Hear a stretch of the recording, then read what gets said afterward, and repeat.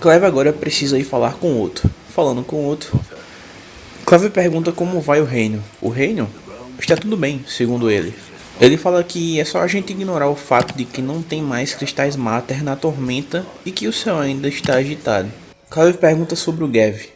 Outro fala que ele está com o Byron, né, o tio de Clive, nas cidades livres, ajudando a Mid com um projeto. Ele mandou uma coruja assim que o vento ficou forte, mas ainda está esperando a resposta. Clive pergunta se tem alguma notícia boa para dar. Outro responde que vai depender do que ele considera ser bom. Clive pergunta o que acha o que o grupo deve fazer no caso. Outro ressalta que ele é só um mensageiro. Ele deixa as intrigas para os mais aptos. Talvez a Vivian e o velho Folho tenham uma opinião sobre a situação atual, falou outro. Agora Clive precisa ir falar com Vivian. Falando com ela, Vivian pergunta por que cada uma das suas viagens acaba virando um presságio de catástrofes inexplicáveis. Não que o destino do domínio seja culpa sua, falou ela, né? Clive sente muito por não ter salvo o lar da Vivian. Vivian fala que os conterrâneos dela são fortes. Na verdade, são mais fortes do que ele imagina. Algumas torres de relógio caídas não vão desanimá-los. Logo eles se recuperam. Clive espera que sim. Ela zoa a situação, dizendo que estão mais para baixo do que barriga de cobra, pela situação que eles estão passando, né? Ela também fala que ficar emburrado pode ser mais fácil, mas não vamos resolver essa confusão assim, disse Vivian. Clive pergunta se tem alguma solução. Não, ela não sabe, mas ela tem certeza de que será mais fácil achar uma se a gente analisar os fatos. Prestem atenção agora, galera, na explicação de Vivian. Beneath these darkened skies, fear and confusion reign over Valisthea. Oh, the lands around the fallen mother crystals had already begun to wilt for want of ether. But not like this. Crystals that filled wells and fueled furnaces, now nothing but pretty shards of rock. And those that hang from the people's necks cast nary a glimmer of light to keep the dark at bay. It is only a matter of time before the common folk convince themselves that the end of days is upon us. Yet I fear a swift end is more than we can hope for. While most of the world thirsts for ether, the remainder drowns in it, spawning Akashic in droves.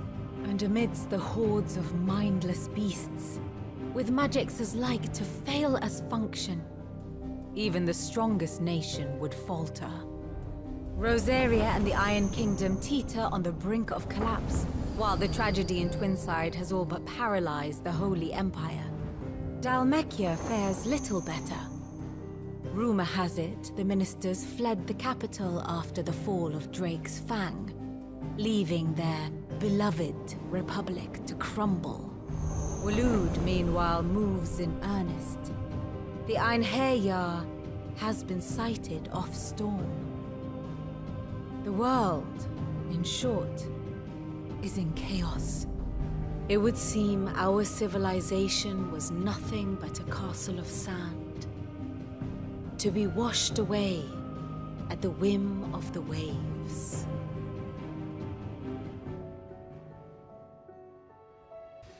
Um castelo de areia, falou Clive. Não é o meu melhor floreio, mas pareceu apropriado. Os relatórios que recebi têm uma opinião muito mais direta, falou Vivian. Sem a proteção das nações, caberá ao povo se defender contra quem quiser tomar o que é deles. Clive ressalta que isso só vai acabar de um jeito.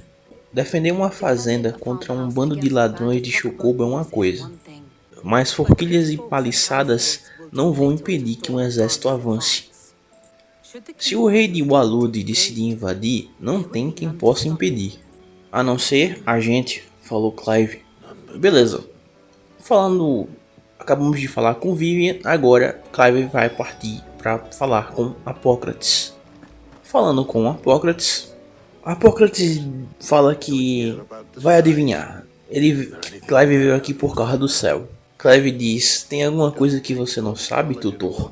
Harpócrates ressalta que não é preciso uma corte de astrólogos para adivinhar o óbvio sobre o que está inquietando os céus. Isso ele crê que é uma questão que os decaídos podem responder melhor do que ele. E no sexto dia, os deuses arrancaram o sol do firmamento, deixando a escuridão visitar suas filhas e filhos desvanecidos.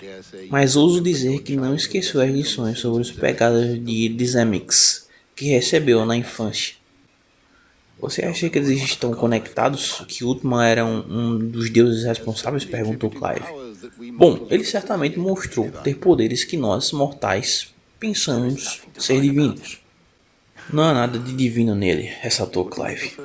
Apócrates fala que, mas ele não seria o primeiro deus de quem poderíamos dizer isso, não é mesmo?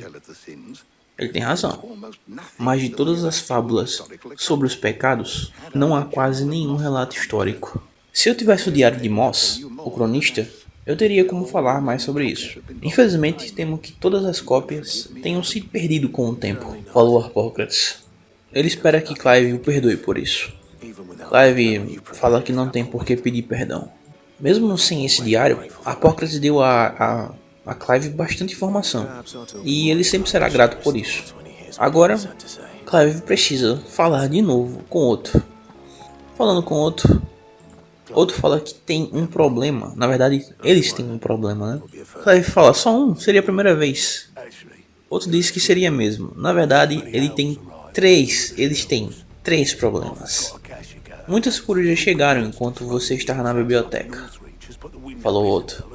Tem acásticos no portão da Marta e os boatos de que há um monstro vagando pelas colinas do rincão setentrional assustaram a Isabelle e o povo dela. E não se esqueça de Dalimeu. Lubor disse que o vilarejo foi invadido por bandidos, falou Jill. É desgraça pouca, né? É bobagem, falou outro. Os rompe-maldição estão se esforçando para avaliar o dano causado no domínio. E mesmo que ele conseguisse avisar todos eles, ele duvida que chegariam aqui a tempo de fazer alguma diferença. Ou seja, só há duas pessoas que podem: a Jill e o Clive. Enfim, três problemas para serem resolvidos. Clive e Jill basicamente vão ter que ajudar o repouso da Marta com seu dilema, ajudar o rincão setentrional com seu dilema e ajudar Dalimil com seu dilema. Eu quero passar tudo para vocês por quê? Porque quero que vocês tenham a melhor experiência possível vendo a história de Final Fantasy. Eu não vou pular essas partes, por mais que elas não tenham tanto impacto na história, mas acredito eu que é relevante e eu quero que vocês aproveitem tudo aí da história. Eu resolvi ir logo para o albergue da Dalimil, resolver o dilema de Dalimil, tá? Indo para lá, a gente fala com o Lubor. Falando com ele, ela fala que a companheira nova de Sid parece ser mais formidável que o tio dele. ele pergunta se deveria se preocupar. Clive diz que eles ainda não se conhecem. Jill fala que o Clive falou muito sobre o Lubor para o próprio Lubor. Lubor fala que só mentiras, com certeza. Jill ressalta que as estolas de Lubor disse que bandidos estão causando problema em Dalimil. Ele confirma, mas chegaram tarde demais. Já levaram nossa comida e nosso guio há alguns dias. Clive pergunta para onde foram. Lubor ressalta que o deserto é enorme. Ele também não faz a mínima ideia. Mas a questão é que ele tem problemas mais urgentes. Os dois escutam uma voz raivosa. Lubor fala que, digamos que ainda não concordamos em como resolver os probleminhas de Dalimil.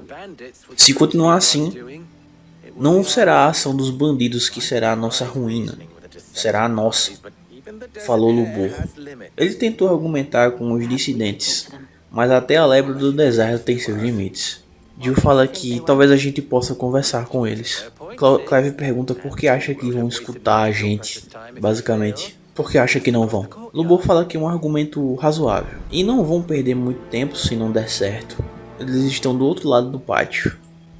Clive disse que é só seguir os gritos. Enfim. Seguindo os gritos, vamos até a taverna. Entrando lá, vejam essa cena.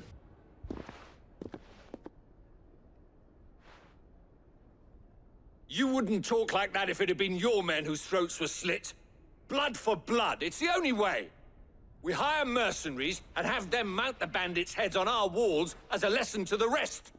And what happens when those mercenaries are slaughtered like your men? Are you going to hire more? We're better off using that coin to buy food and supplies. If we hire mercenaries, the only thing we're buying is the bandits' ire. And you cannot fill empty bellies with that. Do you hear me? But what happens when they come back? Maybe it'll be your throat that's slit. That's enough. Both of you. Any more of this and I'll throw you out myself. Come back when you're ready to talk like adults.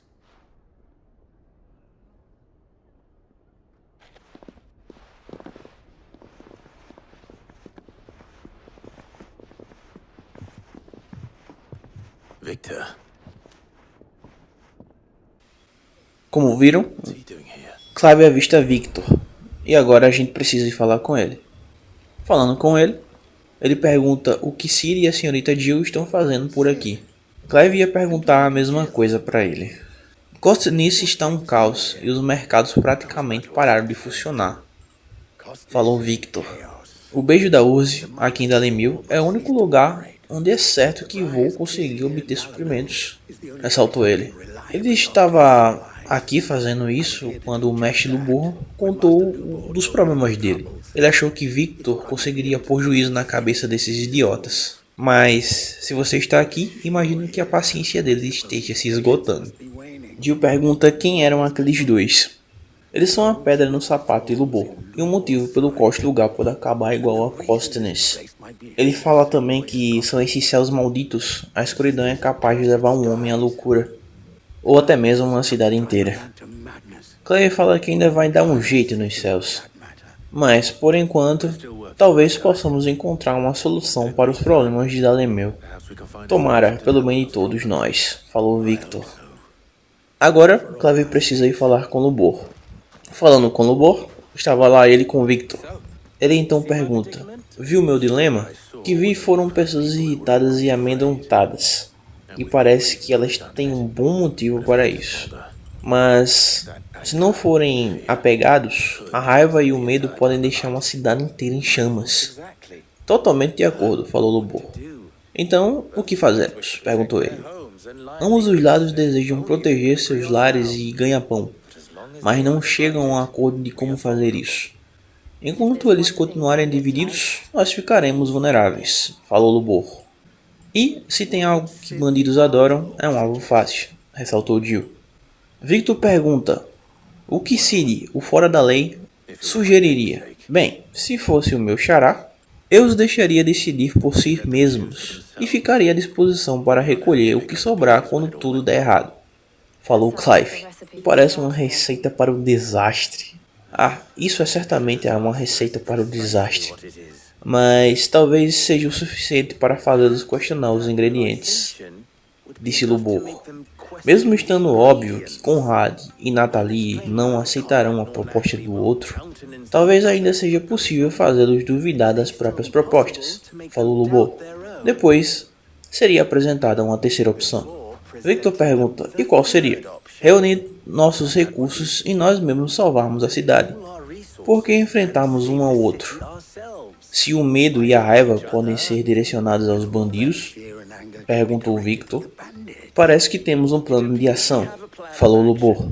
Victor, visite Conrad. Veja se consegue pôr juízo na cabeça dele. Eu falo com Nathalie, falou Lubor. Como desejar, disse Victor. Lubor fala a Jill e a Clive que eles não são muito conhecidos nessa cidade. Isso pode ser útil. Eles falam para não se preocuparem. Deixem a conversa com Victor e comigo. Vocês só precisam seguir a deixa, falou Lubor. Clive pergunta a deixa. Jill fala que ele quis dizer sim.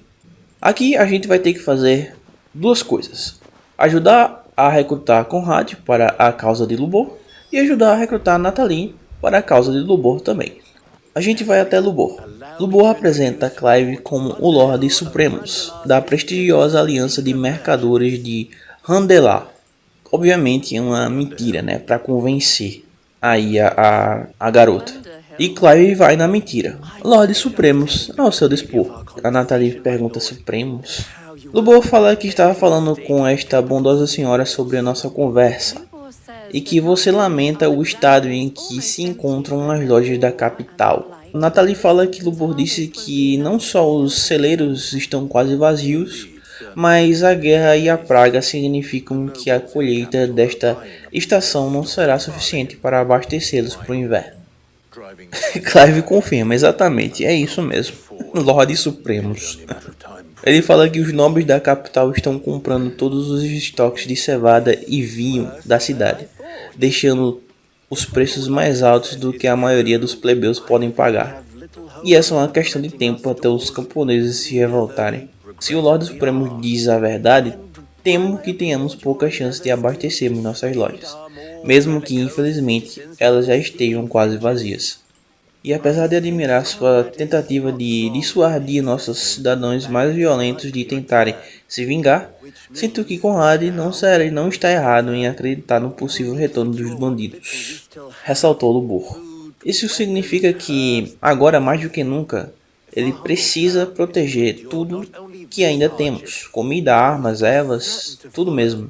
Se nossa humilde cidade vai suportar não só essa dificuldade, mas também as que ainda virão. Precisamos nos manter unidos, ressaltou Lubor. Natalie fala que se isso ajudar a proteger o lar dela, ela está dentro. E, olha só, ela completa dizendo que eles não precisam fazer essa encenação toda. Puta que pariu. Lubor agradece, dizendo que a atuação de Clive foi bastante profissional. Ela claramente não acreditou. Lubor disse que não foi boa, mas que causou o efeito desejado, pelo menos. Bem, os batedores de Lubor já devem estar voltando. Me encontre no beijo da Urze e veremos com o que precisamos lidar, falou Lubor. Beleza, falando com Victor, dessa vez quem vai atuar é a Jill, a senhora da lança em pessoa, falou Victor. Conrad, esta é a Jane, comandante das Asas Rubras, a mais antiga guilda de mercenários das Cidades Livres, falou Victor. Ele fala que é um prazer conhecer. Jill fala que o prazer é todo dela. Como Victor disse, ele pediu para que o comandante viesse de Canver para perguntar sobre um contrato. Conrad fala que Victor disse que você recusou e que não sobrou nenhum homem para contratar. Isso é verdade? Juro pela rachadura do cristal. Os nobres vieram e recrutaram todo homem que tivesse serventia, e não sou os das Asas Rubras. Conhece as 7 casas ilustres? Perguntou Jill. Deve ter 40 espadas a serviço de cada casa. Claro, ainda temos os meninos, se é que você está procurando por meninos, disse Jill. A senhora Jane. Victor pergunta, e aí, Conrad? Acha mesmo que os melhores homens da Lemil não conseguem defender a cidade melhor que um monte de fedelhos inexperientes? Ou um bando de garotos imberbes vingaria as mortes de seus homens valentes melhor do que vocês mesmos? Absolutamente não, ressaltou Conrad. Vamos mostrar aqueles canalhas com quem eles estão lidando. Jill não acredita que funcionou. Conrad não é o que se pode chamar de vela mais brilhante em uma cripta. É burro pra cacete, né? E ele escolheu a Jill para falar com ele, e não Cid, por um específico motivo. Ele parabeniza a Jill. Beleza, agora vamos falar com Victor. Falando com Victor, eles falam que tem boas notícias para Sid. Conrad e Natalie foram relativamente graciosos ao aceitarem suas novas funções.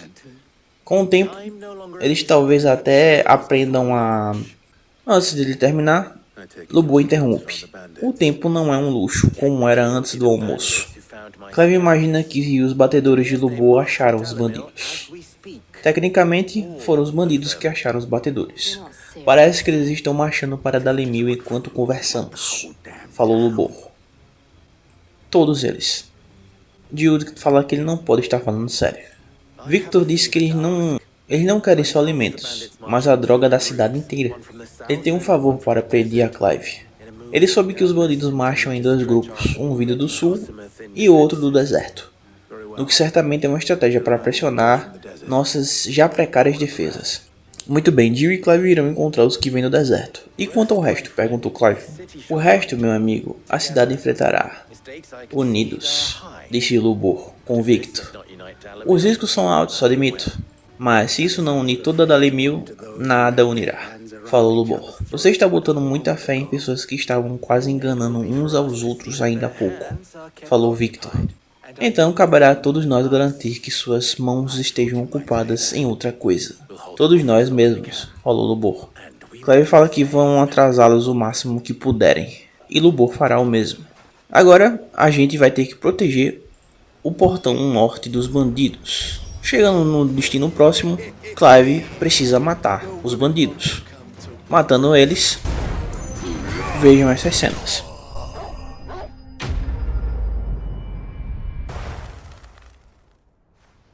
The townspeople. Could they have held out? I don't hear any fighting. What do you think? That we should hurry.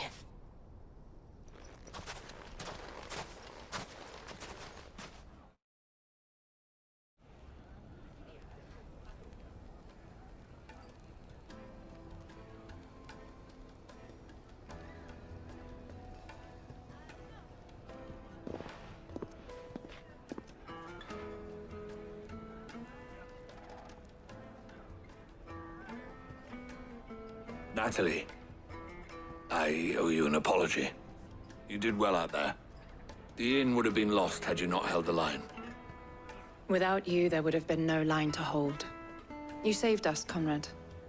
You saved Dalimil. We all saved Dalimil.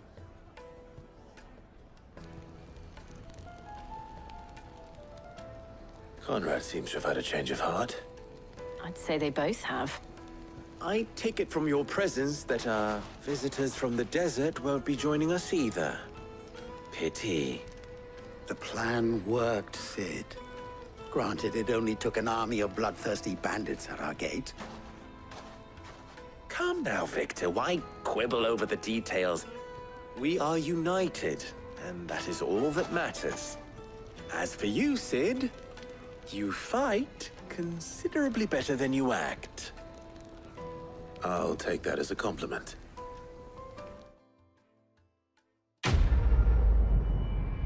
Agora tá na hora de a gente ajudar o repouso da Marta com o seu dilema. Indo até Marta, Clive fala que é muito bom ver ela. Ela disse você também. O outro disse que vocês foram atacados por acásticos. O que aconteceu aqui? Pergunta Clive.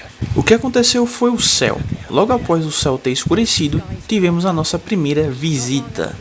Tinha centenas deles. Tentaram invadir a colina. Só alguns conseguiram chegar até lá em cima, mas já foi o suficiente.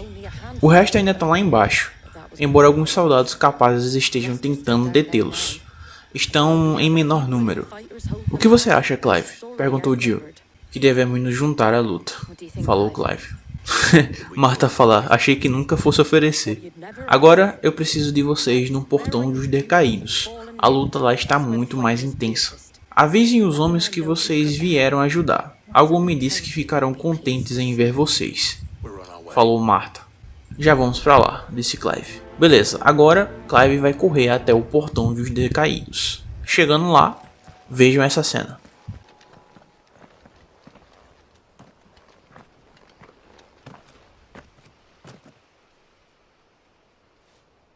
Clive, wounded.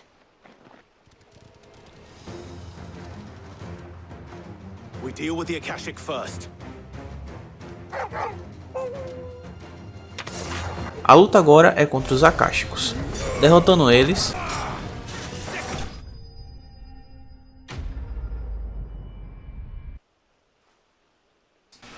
Clive acha que os homens que estavam aí derrubados, eles estavam tentando roubar alguma coisa perto do repouso da Marta, né? E Clive até ressalta: se vieram roubar este lugar, o homem fala: o senhor se enganou, Lord Horsfield. Viemos com a permissão da senhora Marta. Clive pergunta: como sabe meu nome? Perdoe-me, meu senhor. Não houve tempo para apresentações. Viemos com os guardiões da chama. Clive fala: os homens de Wade? Mas como vieram parar aqui? Onde está o comandante de vocês? O Sir Wade saiu com um grupo de batedores para descobrir de onde estão vindo os acásticos. Clive fala para ele levar os feridos de volta à hospedaria. A Marta vai cuidar de vocês. Encontraremos vocês em breve, falou Clive. Já no repouso da Marta, e pensar que você achou que eram bandidos, uma bela recompensa por poder ter a horda, quero dizer. Quando Wade e os homens dele chegaram? Perguntou Clive. Pouco depois da queda de Rosalith. Os guardiões me pediram para abrigar os que perderam suas casas. Estavam se preparando para sair quando o céu escureceu, e concordamos que era melhor ficarmos juntos, falou Marta. Um mercenário dos machados sangrentos chega. Marta, problemas. O grupo de batedores está quase no elevador, mas tem um bando de acásticos atrás deles. E tem feridos entre eles. Não vão conseguir chegar. Marta lamenta. Clive fala que vai cuidar deles. Você cuida de todos aqui. Mande quem ainda puder lutar para o elevador, falou Jill. Pode deixar, tomem cuidado vocês dois, falou Marta. Beleza. Descendo pelo elevador, Clive encontra isso.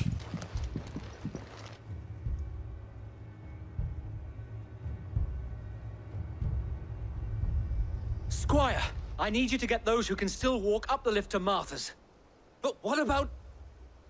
I didn't ask, Oscar. Sir Wade. Lord Rossfield. If you aren't a sight for sore eyes. Martha seemed to think you might need some help. And by the looks of it... We thought we could sneak by them. But we didn't know there would be so many. How could we have? Behind you!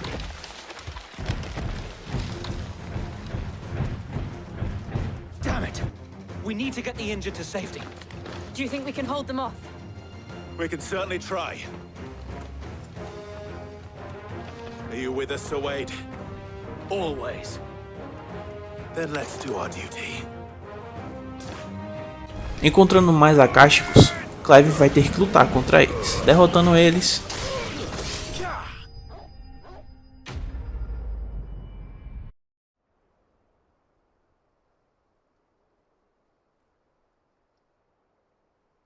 Wade pergunta se tem alguém ferido. Jill acha que não. E mais uma vez você me tirou das chamas. É uma pena que sempre acabo caindo nelas, falou Wade. Você nunca foi de fugir de perigo, Sr. Wade. Como qualquer escudo digno desse nome, falou Clive. Vejo que estão todos inteiros, falou Marta. Tem algum problema? Falou Clive. Os vigias viram fumaça saindo da área do Lago Leste. É densa demais para ser de fornalha. Uma segunda horda, ressaltou Wade. Quer terminar o trabalho? Perguntou Clive. Jill responde que sempre. Jill e eu vamos seguir para o Lago Leste. Vão ter que carregar os feridos sem nós, falou Clive. Marta disse para não se preocupar com eles. Assim que meus homens estiverem a salvo, eu irei, falou Wade. Agora Clive vai para a trilha de Rhiannon. Chegando lá, vejam.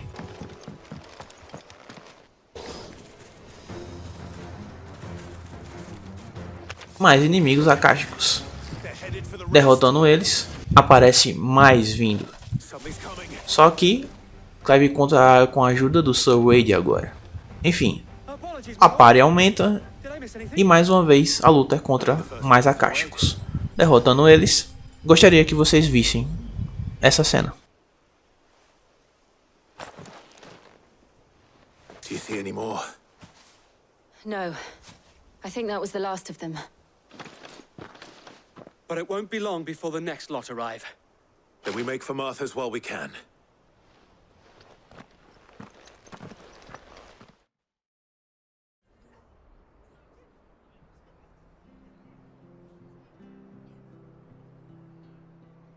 Marta pergunta o que descobriram lá.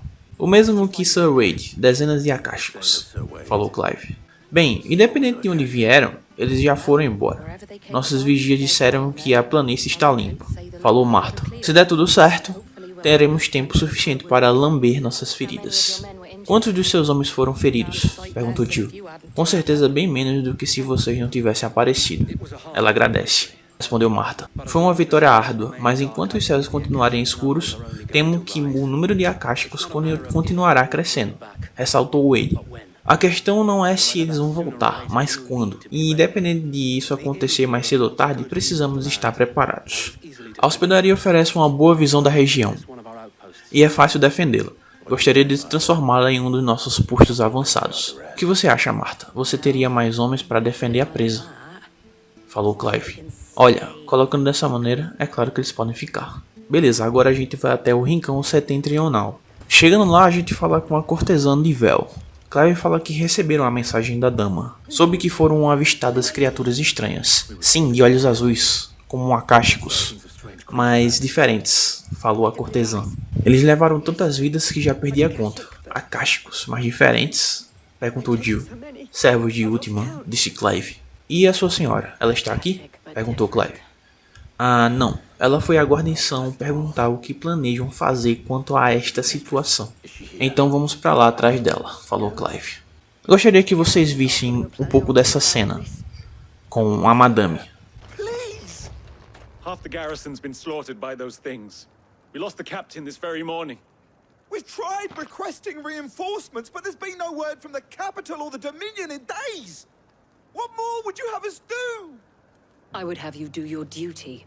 Those at the Vale look to me for protection. And protect them I shall. Because they are my charges, and that is my duty. In case you have forgotten, the people of this town are your charges. But more than that, they are your people. Your sisters, your brothers, your lovers. So you have a choice. Lay down your sword and watch as they are slaughtered. Or take it up and do what is right. She speaks the truth, you know. This here, it's all we have. It's all that's left. What we have left is our lives. Do you really want us to lose them as well? Not if we don't have to. Look, there's a cask under the captain's bunk. Let's talk about this over a drink, eh? I'm listening. I'll have a word with him. Falando com a madame, ela não imaginava que a ajuda chegaria tão rápido e decidiu resolver as coisas por conta própria. Foi um esforço nobre, falou Clive. Mas achei que ainda precisasse de ajuda. E ela fala que só você consideraria as minhas necessidades. Eu acho que Jill ficou um pouco incomodada e ela fala: o que temos que considerar é de onde vieram essas criaturas. Do jeito que os sobreviventes falaram, dá até pra pensar que apodreceram do nada. Talvez tenha sido assim, é difícil saber no que acreditar hoje em dia, falou Isabel. Vamos falar com os sobreviventes.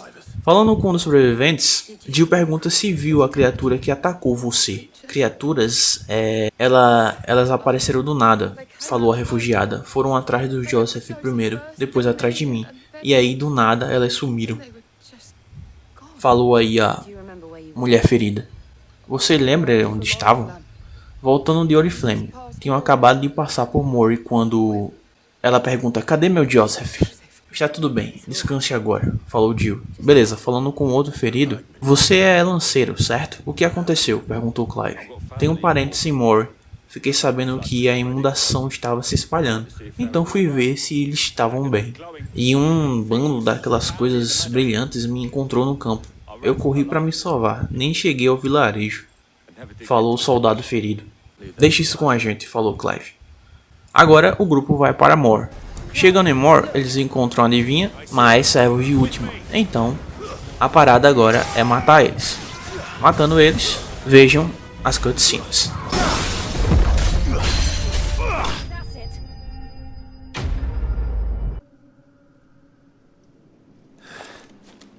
Do you think there are more? There are always more. But I'd say we've done what we can for the time being. Then we should let Isabel know.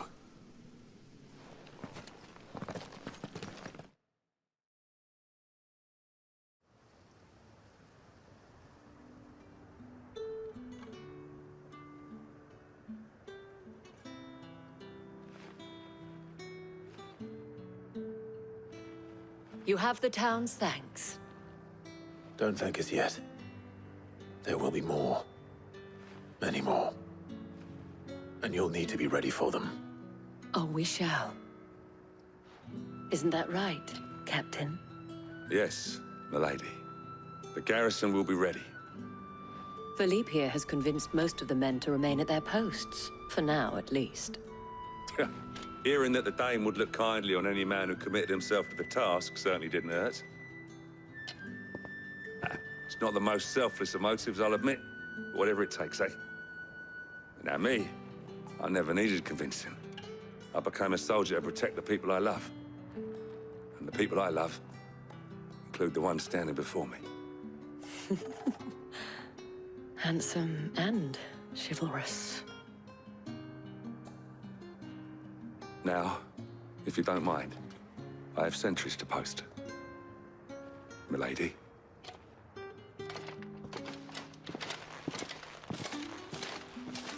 Lest you wonder, I'm not foolish enough to believe that this has solved all of my problems. But it has solved one, and that's one fewer than I had this morning. Thank you again, Clive. Agora Clive volta para o esconderijo e vai falar com Otto. Falando com Otto, ele estava se perguntando quando o Clive ia voltar. Recebi corujas de todos os nossos amigos agradecendo por sua intervenção oportuna, falou ele. Como você sempre consegue chegar no momento certo? Perguntou Otto. Clive disse que é sorte. Clive também pergunta se tem alguma notícia do resto do reino. A tormenta ainda está atrás dos cristais Mater. As nações continuam um caos. Ele ressalta também que ele sabia que isso ia acontecer. Não a parte do céu sangrando, mas você me entendeu, falou Otto. Ele fala que não é hora de duvidar de si mesmo. Agora é hora de visitar a enfermaria. A Taya disse que seu irmão está acordado, falou Otto. Clive agradece. Agora Clive vai ter que ir até a enfermaria para ver como está o Joshua. É interessante que vejam essa cena.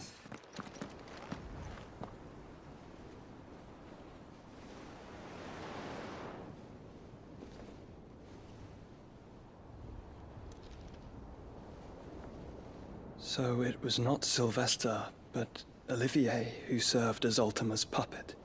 And when Dion learned of this, he sought to slay the fiend.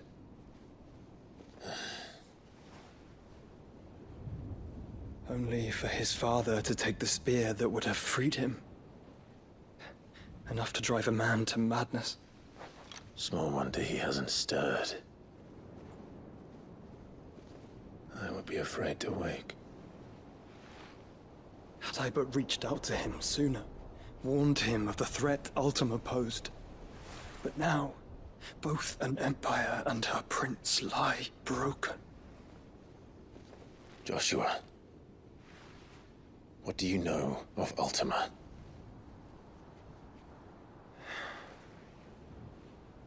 Very little, I'm afraid. Despite my best efforts. 18 years ago, as I lay buried beneath the rubble of Phoenix Gate, 'twas not death who came for me, but another. And it was while in my rescuer's care I first heard of Ultima. I've been chasing his shadow ever since. Ultima is driven by some deep, dark purpose, and for whatever reason, it would seem you are crucial to his designs. He will stop at nothing to have you, even if that means toppling an empire. But why me? What possible use could I be to such a creature? That is one of many answers that have eluded me. Yet, I am certain of this. It is not mere chance. You were chosen for a reason. All dominants carry within them the might of an icon. Nigh limitless power that is at once acutely limited. I wield fire, and only fire. And I only ice. 8 wardens for 8 elements. But you, Clive. You are different. You're special. Your abilities begin with the flames of Ifrit. But they do not end there. The fact Ifrit can even exist goes against everything we thought we knew of dominance. Perhaps Ultima has been waiting for one such as you whose potential is truly limitless. I've encountered that thing several times now. If it or he, as you say, needs me, why hasn't he claimed me as he did the boy? Were I to hazard a guess, I'd say the two of you are somehow incompatible. His mind not properly attuned to your body. His mind. Mind, awareness, spirit, call it what you wish. But I believe Ultima to be an embodiment of the concept. This is why I struggle and fail to contain him here inside me. I'm sorry. Inside you? With every setting sun, I feel my strength wane. And though the Phoenix's flames mend the prison I have made for Ultima, they do so at a cost. We must find a means to bring an end to him before I meet my own. What were you thinking? It was that or let him take Clive.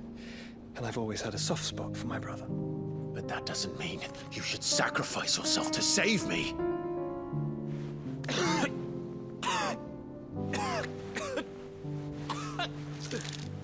Joshua. Clive! It's Gav! There's an army of Akashic at the gates of Canver.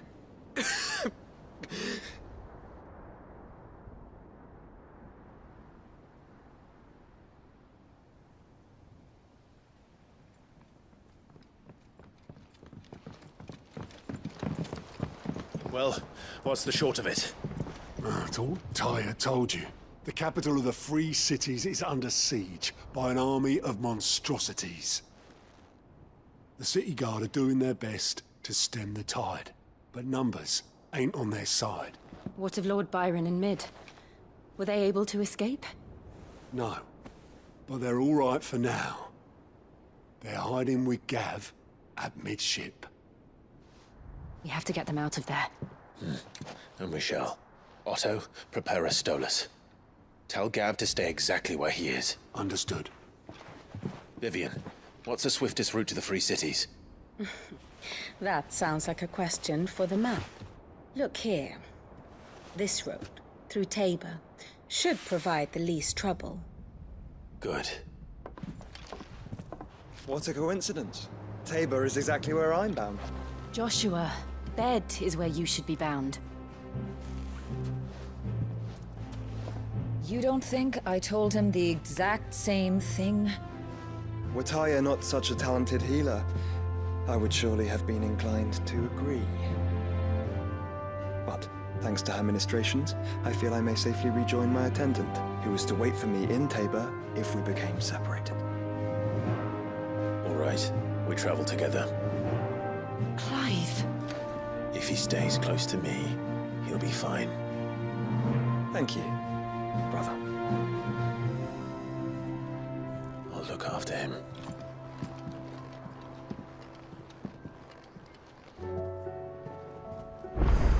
Como vocês viram aí, agora o grupo vai ter que viajar para os ecos de Crozit.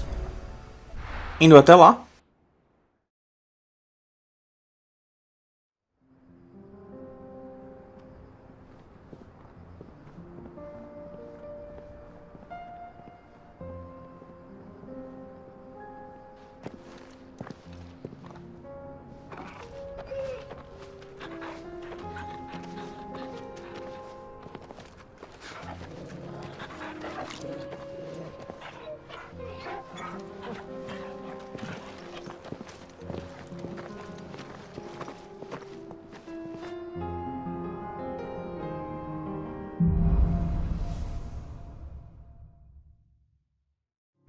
o grupo segue para Tabor. Passando por alguns inimigos, eles conseguem chegar lá. Chegando lá,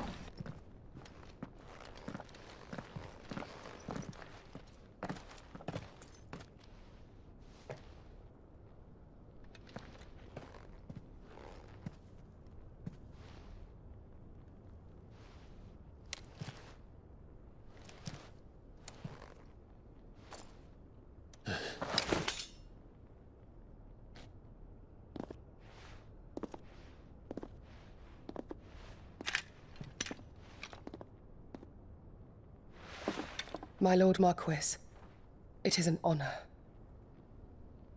I am Yote, Knight of the Undying, charged with the protection of His Grace Joshua Rosfield, Keeper of the Flame of the Phoenix. Of course. It all makes sense now. Would you care to elaborate? The Undying are loyal servants to the ducal throne. Or more specifically, to its heir. They have served our family for generations, albeit from the shadows. Since their inception, they have been tasked with the preservation and enactment of the rites of ancestral communion. After the events at Phoenix Gate, it was the Undying who delivered me to safety. And since the day I left Rosaria, Yote has been my constant companion and protector. Without her sword, I would not have survived my journey across the realm.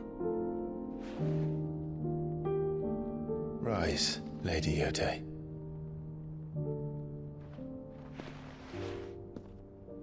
You saved my brother. I owe you a debt I can never repay. I but did my duty. Come now. Tell us what you've discovered. Your Grace. It is as you feared. The vessel we spied off the coast of the Crystalline Dominion on the night of her fall. It was the Einherjar. Beyond any doubt. The Black Galleon. Joshua, the Einherjar is the Royalists' flagship. What business would they have in the Dominion? Upon learning of Waloed's involvement in recent events at Drake's Fang, I sensed the malign influence of Ultima, and bid Yote and the Undying look into the matter. We have reason to believe that the Black Galleon weighed anchor shortly after the fighting began, and set a course due south. For Canva. Then it is Waloed knights who besiege the cities. What is left of them? Yes. And the Black Galleon sails at but one man's behest. Barnabas Tharm.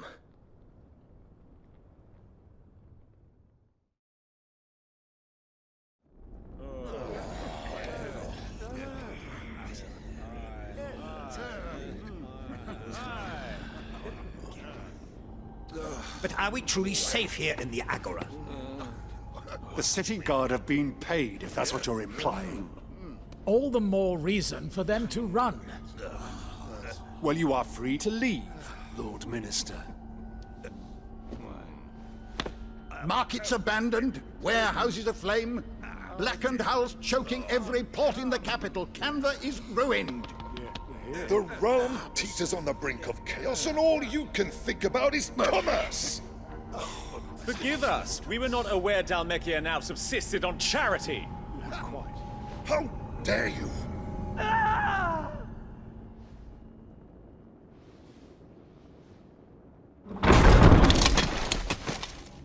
Distinguished members of the Council, you must forgive His Majesty this intrusion. What is the meaning of this? A trifle crowded, but I fear it will have to serve, my liege. Very well. My colleagues, do you not see? The King! He has come to save us from the Akashic!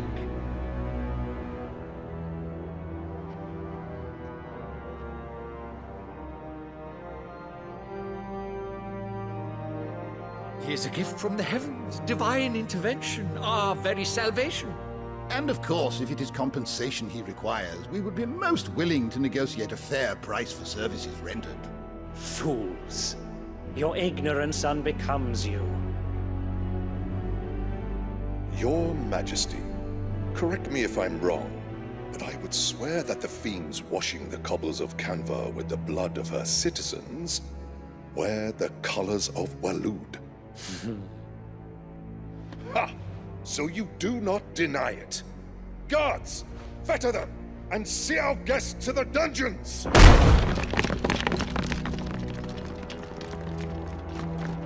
Enough.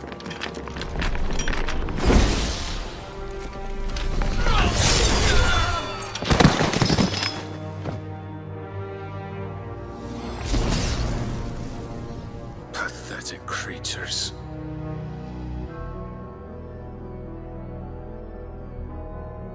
That you should imagine yourselves worthy of salvation.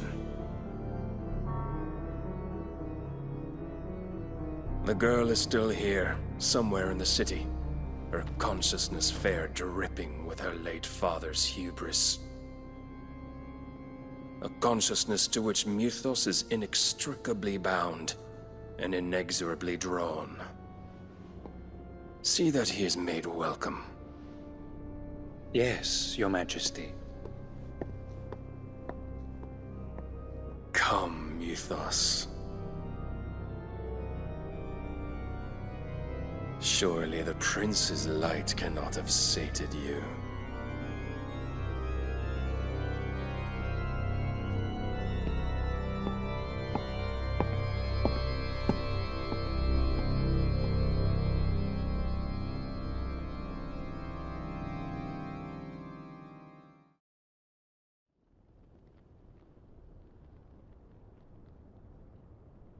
So then, how long has Waloed been under Ultima's control? How long indeed? Based on what we know of Barnabas's actions, I would guess some few years, mayhap more. But to what end? What does Ultima want? The tapestry. Show them.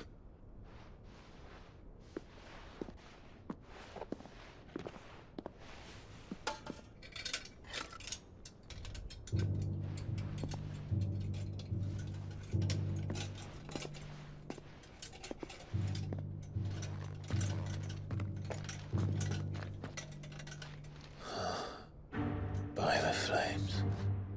Phoenix Gate, Drake's Breath, and now here. But what is it? It is old, ancient, even. Naught remains of the faith it represents, save what can be gleaned from the image itself. None could tell me what the one in the apothecary meant, even the Undying. But I believe it may be the key to discerning Ultima's purpose. That figure in the center, the one beneath whom the icons congregate, that I believe to be Ultima. He is a god, or at least godlike, his very existence beyond our ken. The icons, and by extension their dominance, are meant to be his subjects, and while some, like Barnabas, have accepted this role, others have rejected it. Like you, Clive, which is rather inconvenient, as it appears he needs you most of all. And gods don't like to be disobeyed. No, I don't suppose they do. Clive, may I tell Yote of the lake? By all means. Yote, I will be accompanying my brother to the Free Cities. Whilst we are afield, I would have you watch over those Clive has made his wards. Omielos delan tuisag ilith. Though well concealed, the hideaway lacks trained fighters to defend its occupants should they be discovered. But it is my duty to... As it has ever been my brother's duty, remember. If that is your wish, Your Grace. But please be safe. If aught were to befall you, You have my word.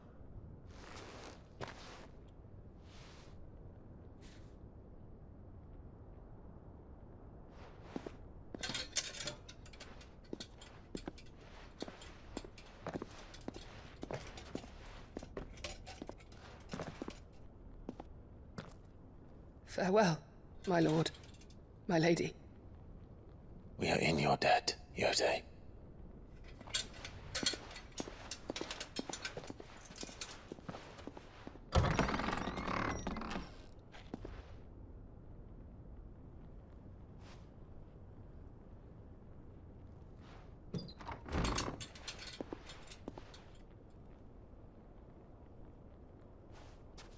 Let's find our friends.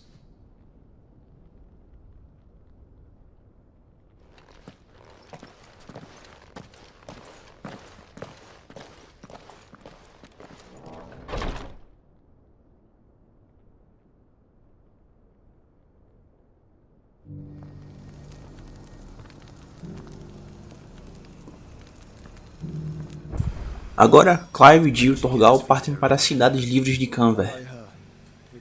Chegando lá, no meio do caminho aparece essa cena. Vejam.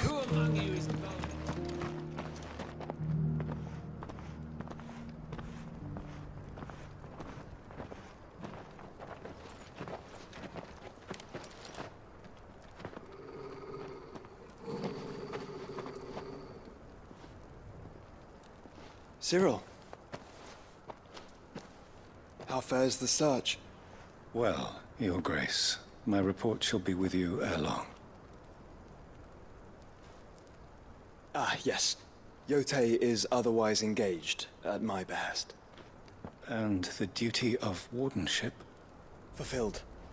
For as you see, I've been reunited with my first shield. I am Cyril, Knight of the Undying and bearer of the Burning Quill, charged with chronicling the mortal deeds of His Grace, Joshua Rosfield, Keeper of the Flame of the Phoenix, and rightful Archduke of Rosaria. I entrusted Cyril here with overseeing the investigation into Ultima's origins. Findings from his brothers and sisters afield are delivered here to be collated and catalogued. Just how many Undying are there? Not nearly enough, milady. Yet we are glad to give our all in service to the Phoenix.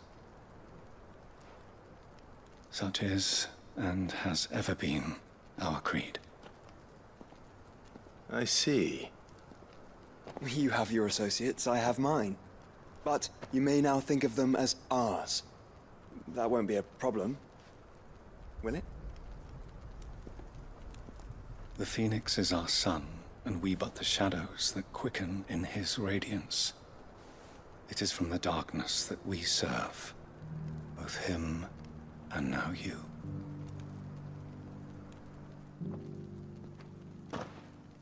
Pray accept this token.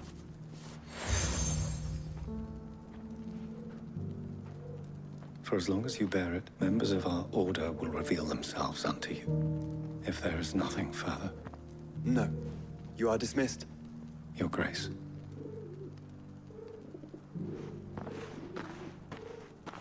To Canva, then. We'll talk about this later. Continuando, o caminho é longo com bastante inimigos pela frente, mas chegando lá, vejam a cena.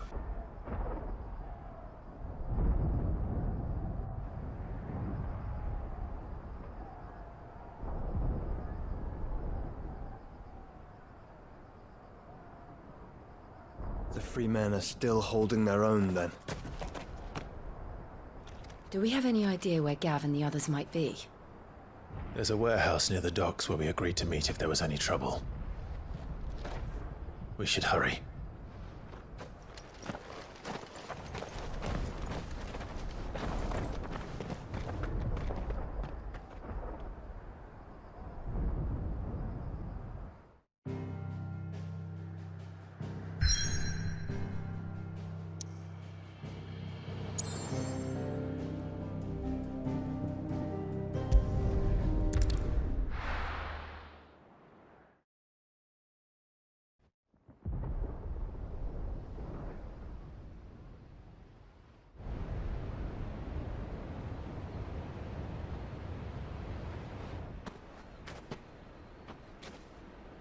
Sounds like thunder.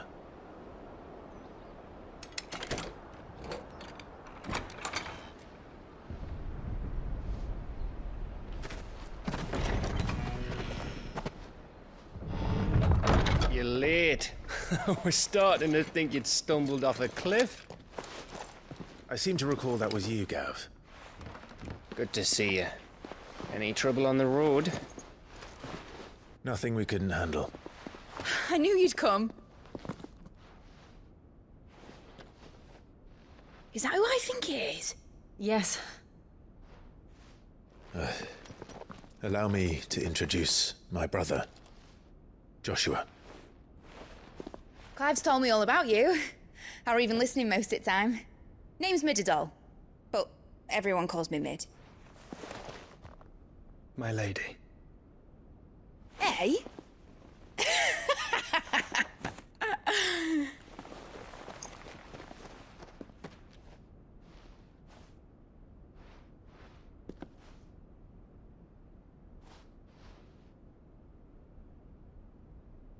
My boy. Uncle Byron. It's really you! I never thought I'd see the day.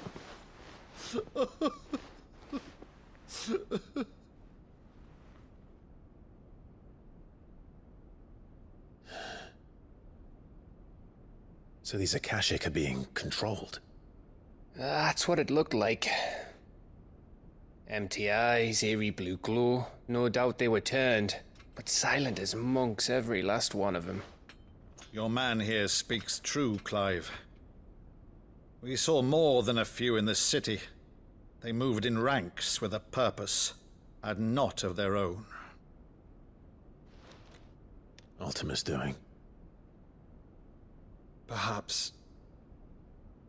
What of the city? The people? Dead, mostly. Mostly, but not all. A handful managed to lock themselves in their villas before the Horde arrived.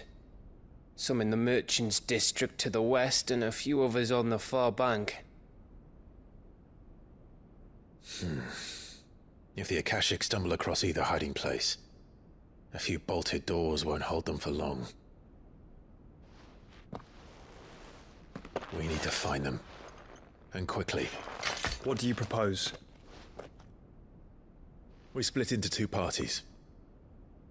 I will make for the merchants' district, while you look to those across the river. Mind keeping an eye on my brother? Not at all. We find the villa and try the servants' entrance. Understood. And what of us? Mid, is she fit to sail? The ship, the Mithril engine could probably do with a few more tweaks. Then you better work fast. Even if we do reach the survivors in time, they'll never make it to the hideaway on foot. You leave that to me. See that Mid doesn't get herself into trouble, would you? Think I can manage that? I'll keep him safe. Looks like you stuck with me, Byron. That's Lord Rossfield, you little gutter snipe!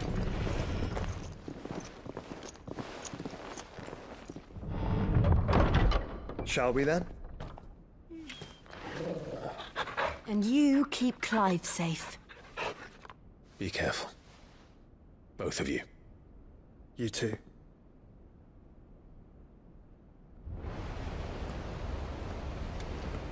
Beleza, o grupo se separou, Clive e Torgal foi para um lado, Jill e Joshua foi para outro lado.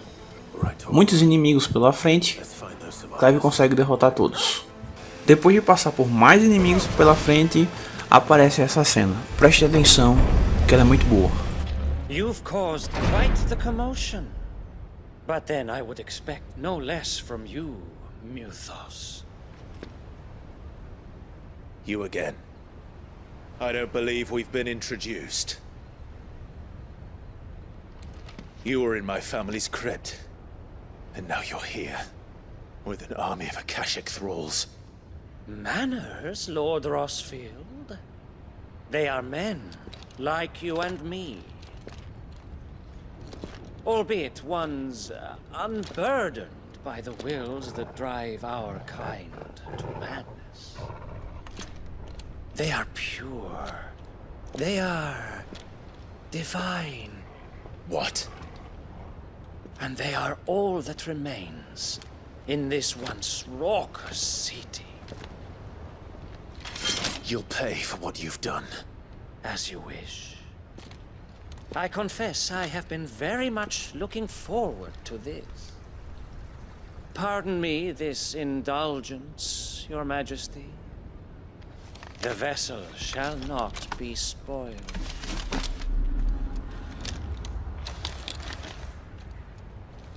I am Sleipnir of House Harvard. and you will yield. Beleza, agora Clive vai ter que enfrentar o Slefin, o servo leal de Odin, ou de Barnabás, se você preferir falar assim. A luta é dura para Clive, mas ele consegue derrotar. Derrotando ele, prestem atenção. The vessel is strong. My liege.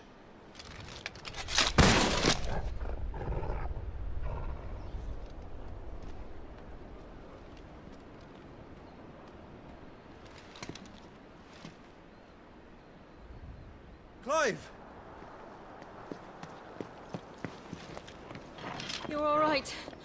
As are you, I see. We are, yes. I'm sorry, but we couldn't save them. It was over before we arrived. Well, you did what you could. I fear we were all too late. What's wrong? Nothing. I hope.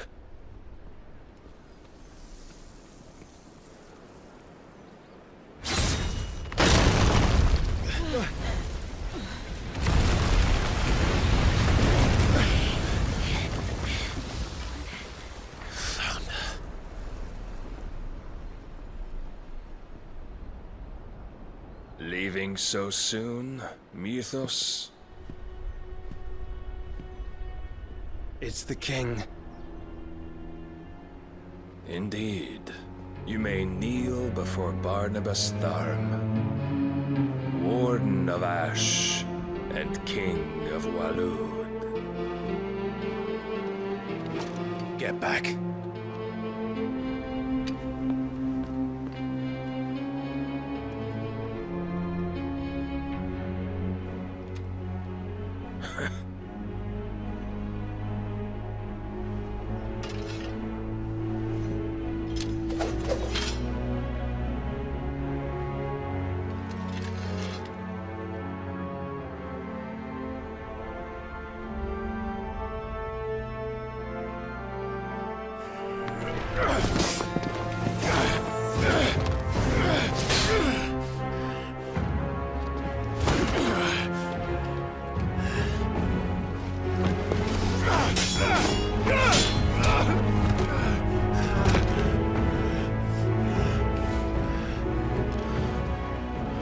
Wild and impetuous. I expected more of the boy who bested my Lord Commander. Yet I see why my master covets you so. The power within you, Mythos. The potential.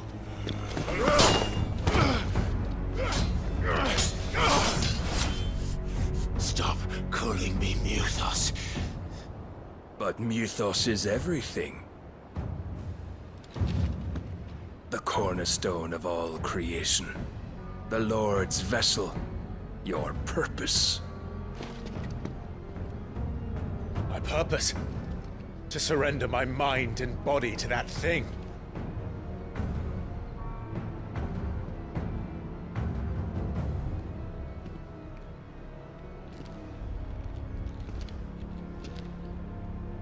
No, Your Majesty. My purpose is my own. I made a promise to my friends, to my people. And nothing is going to stand in my way. You would allow this delusion of free will to bar your path to greatness? Truly, your volition is a cancer. One that must be excised.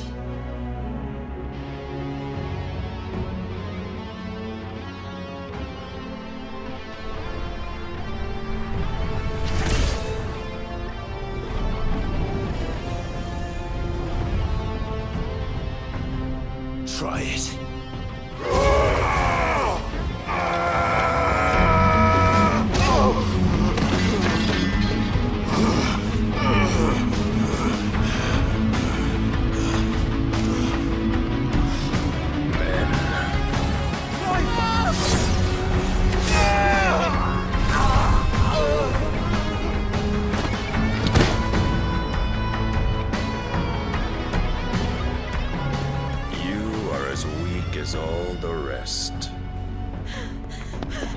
Joshua!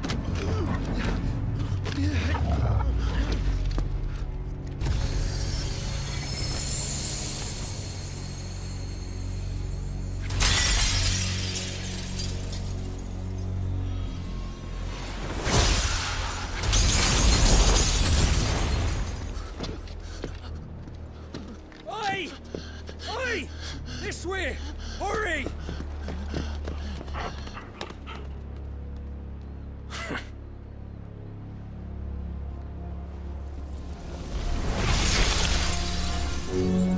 Power beyond reckoning, and they use it as a crutch. Such a waste.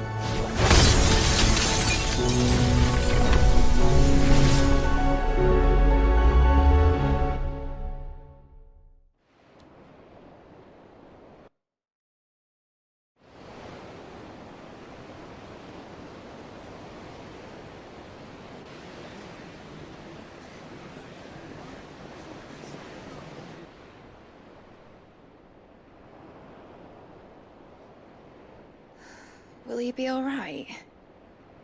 The phoenix can mend flesh, but the spirit must recover on its own. I'm afraid the rest is up to him. This place is remarkable. Outfitting it must have been no small feat. But why go to such trouble? That beauty's belly's filled with wonders the world ain't ready for. If the guilds caught wind of what we were up to, they'd all want a piece.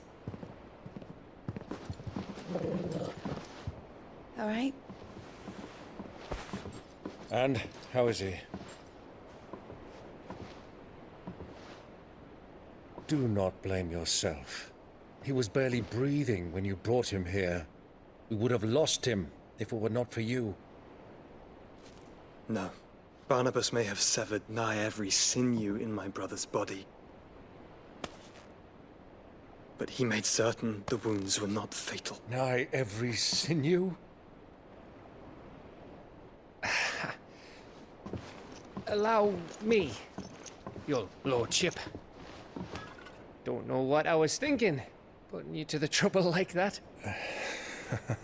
'Tis no trouble carrying comestibles to my ailing nephew. I know, but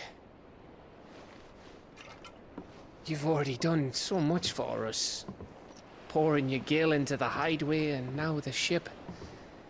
I don't want to take the piss. You risked your life. And for what? Some girl you hardly know. Why'd you do it? You not mad or something? I wouldn't go that far. Clive! You're awake. My boy. Oh. All I want to do is help. And the world won't save itself. It was Sid. Your father, who taught me that. Sounds like him. Don't you dare do that again. What of the Royalists? Fucked off, the lot of them, along with the galleon. With the king on board, no doubt. The Iron Hay I wouldn't sail without him. Clive. Jill didn't come back. What do you mean? She kept the king busy while the others dragged you out. It's all right, Mid. Jill is fine. The ether of her icon endures. And as long as it does, we can be certain she is alive.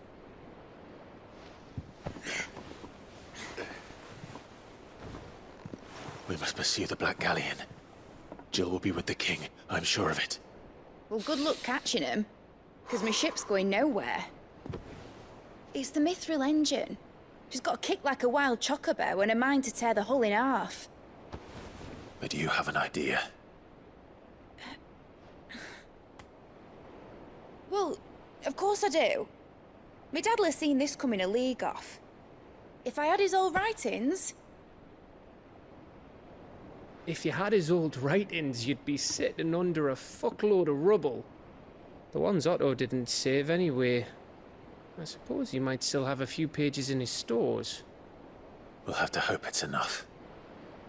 Do what you can to ready the ship. I'll speak with Otto. In your condition, you really are mad. Perhaps. But the world really won't save itself.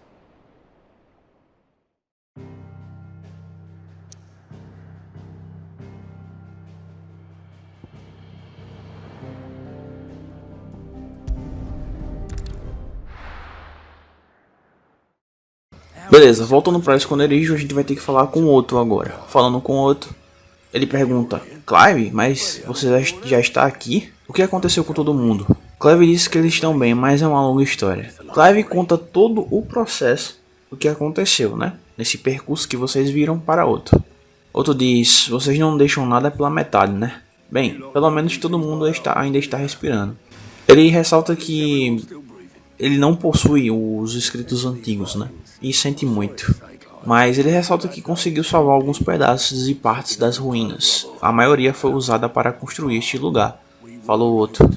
Os itens pessoais foram dados ao parente mais próximo.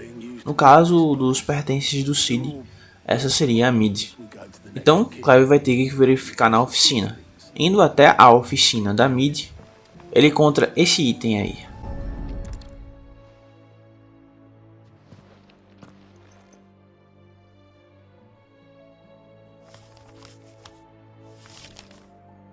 This looks like it's from Sid's old diary. But you'll already have read it. I'd better keep looking.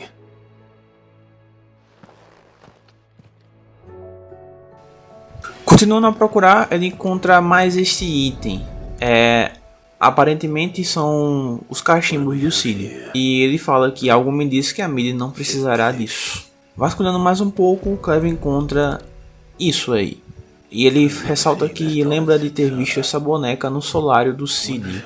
Ele se pergunta se é da Mid. Só que existe algo escondido dentro da boneca. Veja bem, é uma carta do próprio Cid que fala Midadol. É o nome da Mid. Sei que você gosta de seus enigmas, então acho que vai gostar deste. De todas as minhas invenções, essa é a melhor. Então, ao escolher seu local de descanso, lembrei-me, filha, de sua obra, a melhor. E agora, a minha descansa no primeiro canto. As rimas não ficaram boas, mas vou melhorá-las depois. Boa sorte. Cid.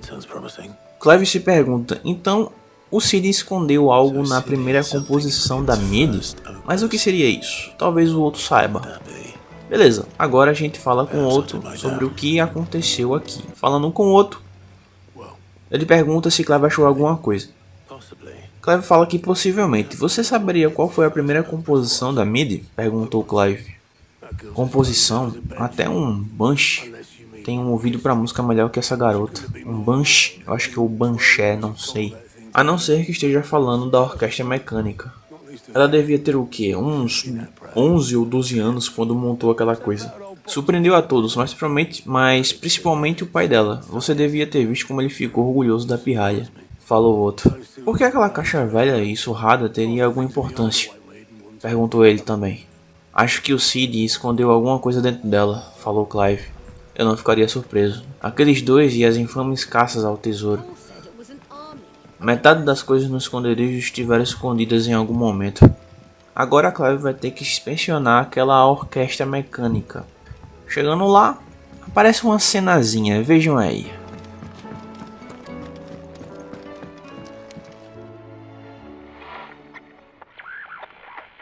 I didn't break it. Well, I didn't break it. What didn't you break? Nothing. We didn't break nothing. We definitely didn't break the orchestrion. What's wrong with it? It's broken. Except when it isn't.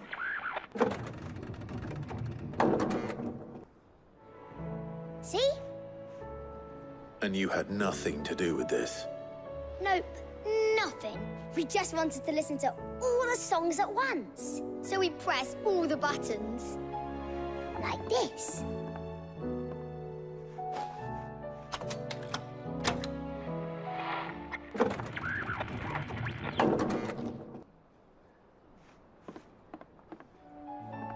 See? All too well. All right, out of the way.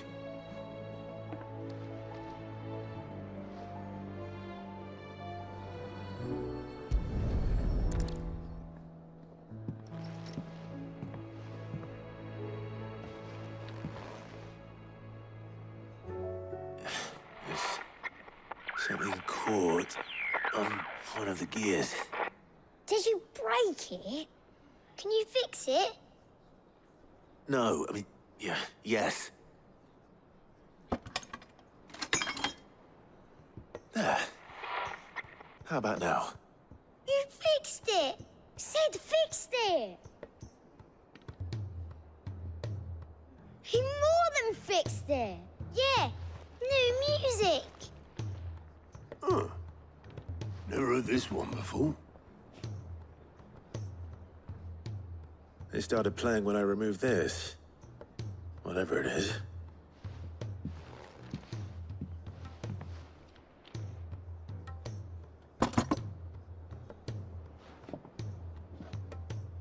Well, don't look at me. I can tell you it's important, though. Sid showed it to me once and said as much. Said it was the stuff dreams were made of. Let's just hope it's the stuff ships are made of as well. Indeed. Exatamente, era isso aí que tinha dentro da orquestra mecânica. De repente, Taya chega. Ela estava procurando os dois, tanto o Otto quanto o Clive. Otto pergunta se ela perdeu um paciente. Na verdade sim, o príncipe herdeiro foi embora. O príncipe herdeiro aí, galera, é o Dion, lembra, né, dele? O dominante de Bahamut. Clive fala, Dion foi embora? A menos que você tenha outra expressão para levantou e saiu andando, sim, ele foi embora. Falou a Taya, estressada. Pelo menos ele teve a decência de deixar uma mensagem com o bolos antes de roubar um de seus barcos. Ela pergunta se deve ir atrás dele. No caso, devemos ir atrás dele, ela pergunta. Clive diz que não. Não somos os cuidadores do príncipe. Ele é livre para fazer o que quiser. Eu preferia que ele fizesse isso na cama. As feridas deles ainda não estão curadas, falou Taya. Assim como as suas, imagino. Outro me contou o que aconteceu em Canver. Por que os príncipes desse reino cismam em ter aversão ao descanso? Realmente ela tem um ponto aí. Pergunte novamente quando eu voltar, falou Clive. Mas eu devo demorar um pouco. Pelo menos tome cuidado, falou Taya. Agora a gente volta para a fundição. Voltando lá, é interessante que vejam essa cena.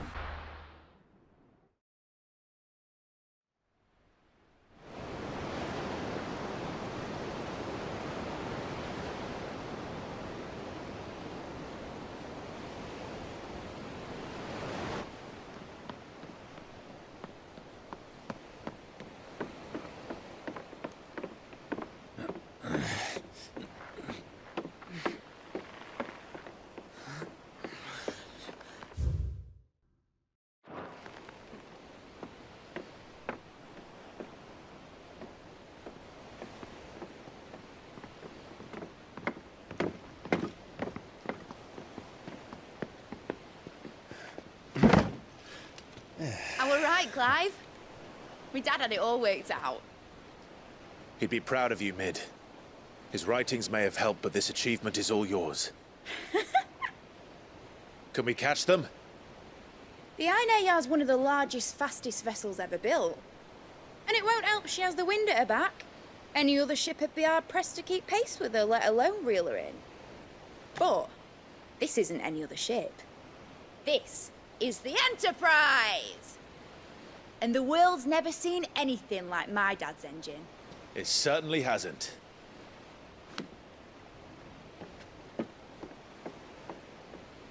Clive, what do you know of Barnabas Tharm?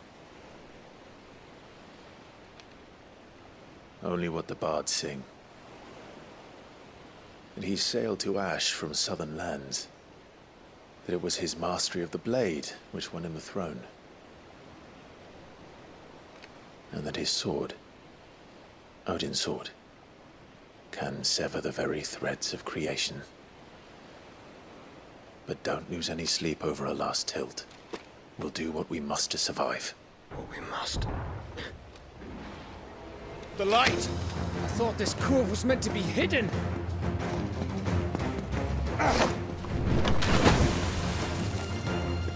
Mate! Company! Eh?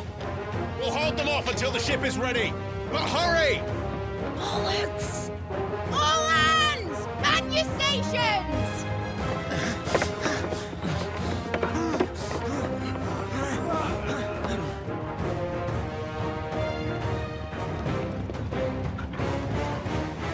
Everyone with me?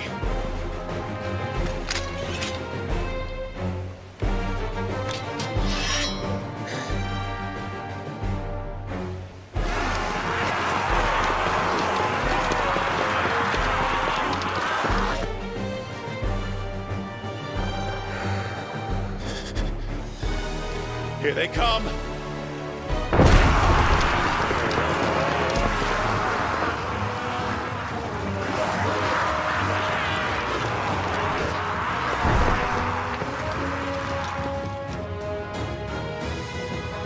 Beleza.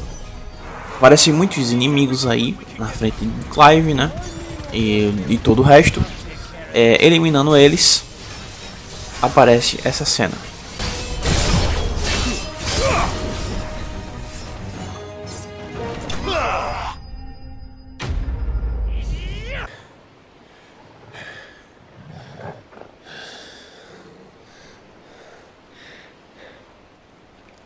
That was easy enough.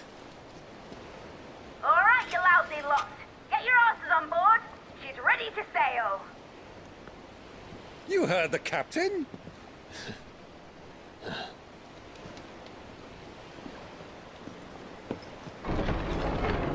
Clive?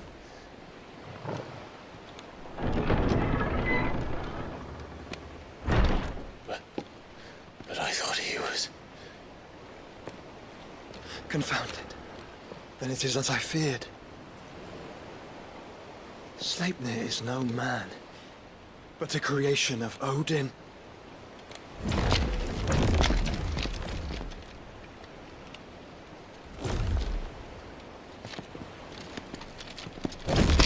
Phoenix's fiery fundament.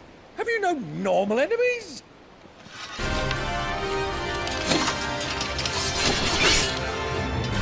Up for another round? Of course we are.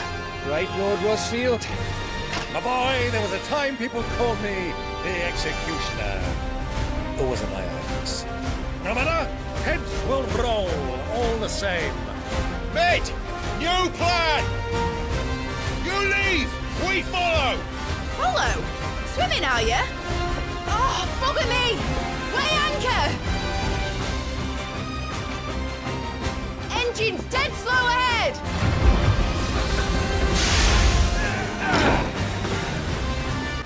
Novos inimigos à frente.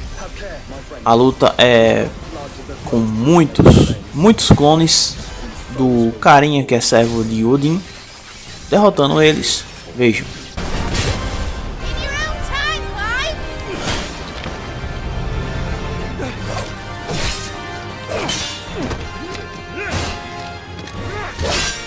Right, run for it!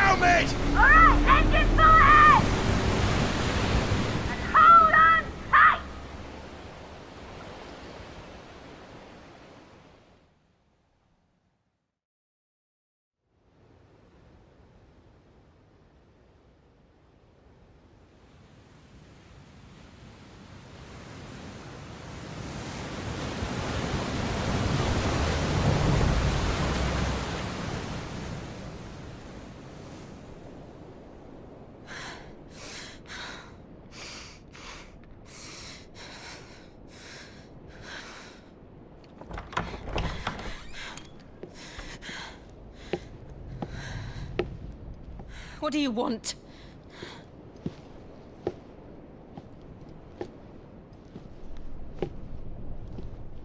That's quite a mess you've made. And wholly unnecessary. You are my offering to Mythos. I would not see you damaged.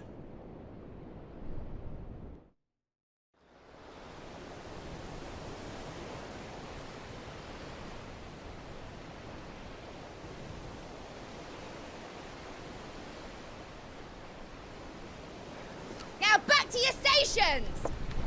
Every bell spent treading water puts another league between us and the galleon.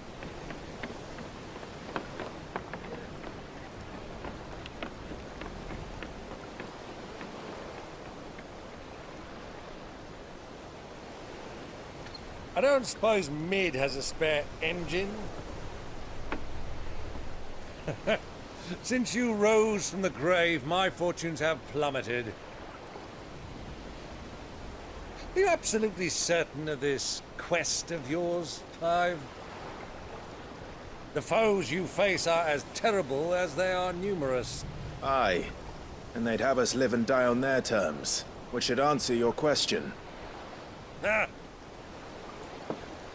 You have that same stubborn look as your father did when he set his mind to something. On the battlefield, I am but a single axe. A deadly one, mind, but a single one nonetheless. Yet what you require is 1,000, and I believe my old friend in Brandalar can provide them.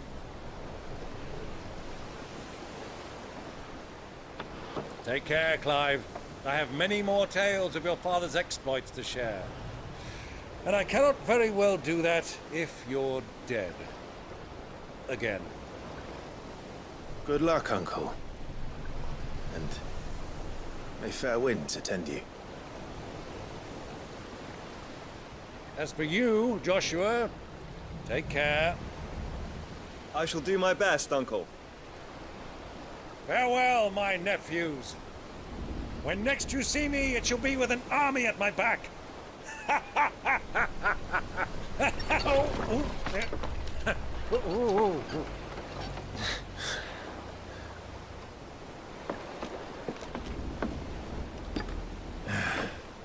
Cheerio!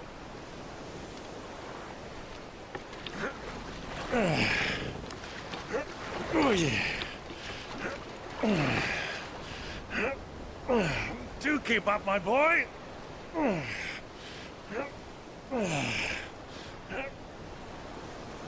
Well, we can't have him showing us up now, can we? We would never hear the end of it.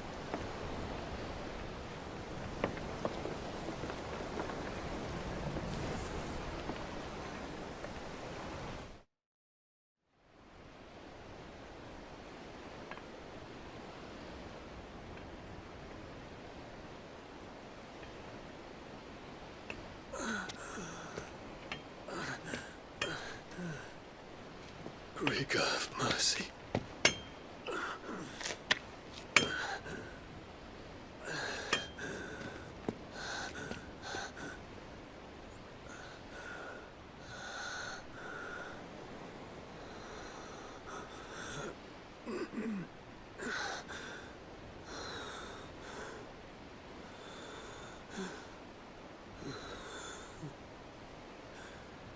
All this.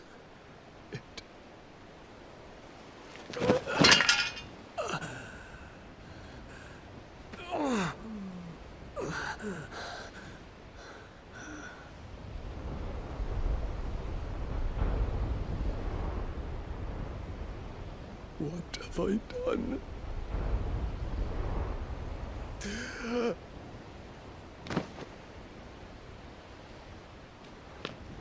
My lord.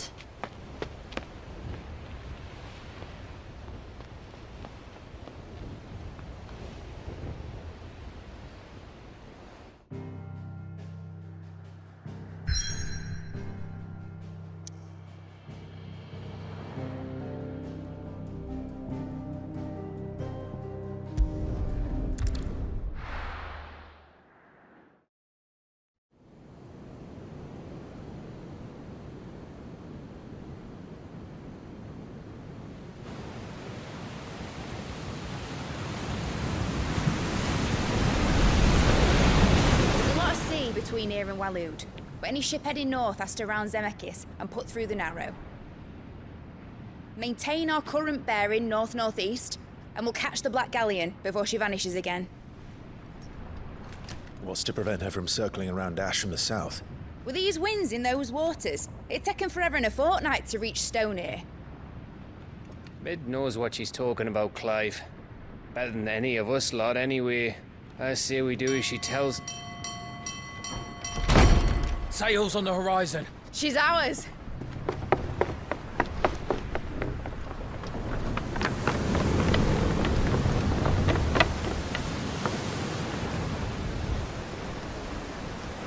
Look alive, boys! Full ahead!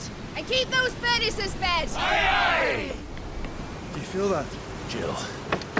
All hands! Battle stations!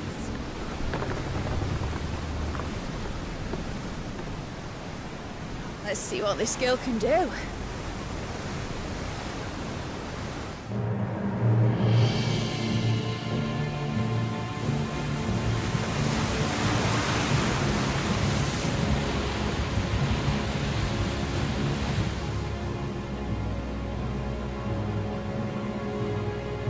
Where one leads, so does the other follow. The bond of consciousness which joins them, condemning both to the same fate. Yet my every attempt to strike it from their hearts serves only to tighten its hold.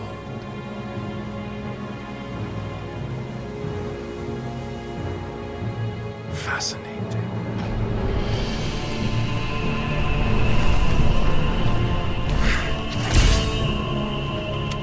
But then, there is naught my blade cannot sever.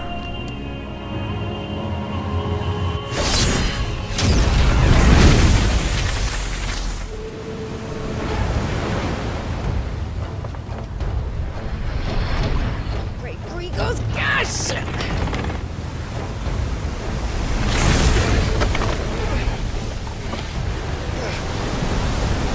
One of us.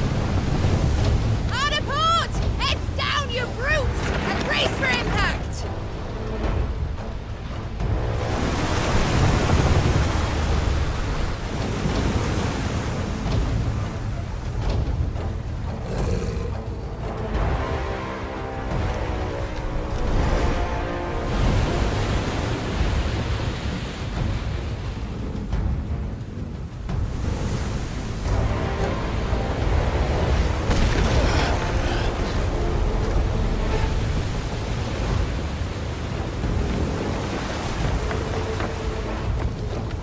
Now or never. I'll find her.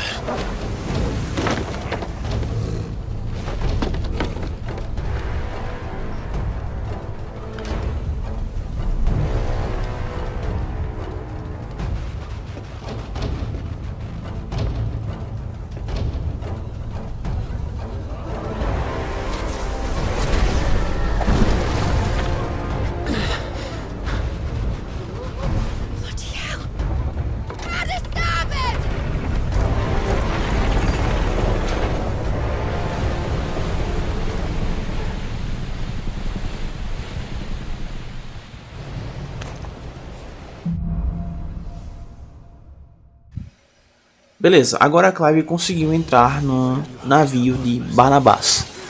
Muitos inimigos pela frente, mas passando por alguns inimigos aparece essa cena aí.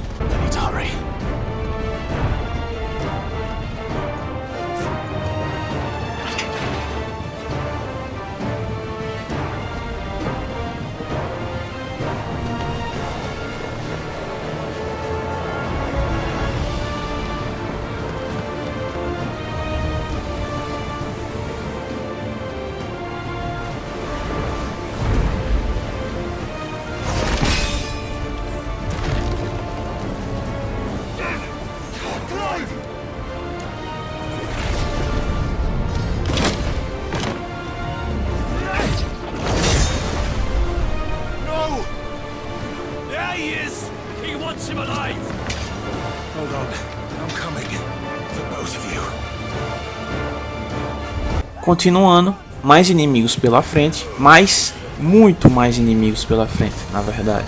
Derrotando eles, a gente consegue prosseguir. Prosseguindo, vejam a cena. Jill! You came! Get back!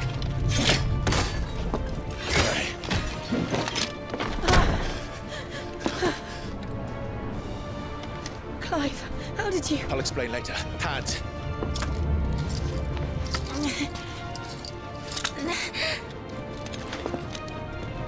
Can you walk? Out of here I can.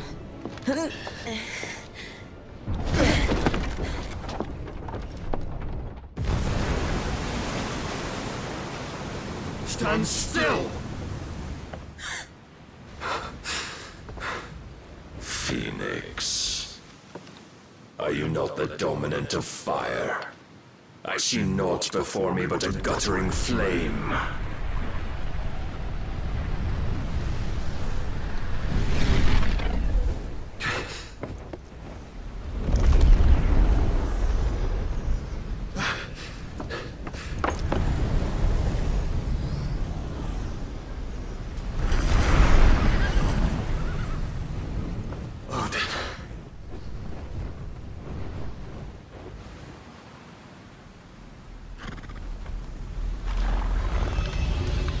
In earnest then.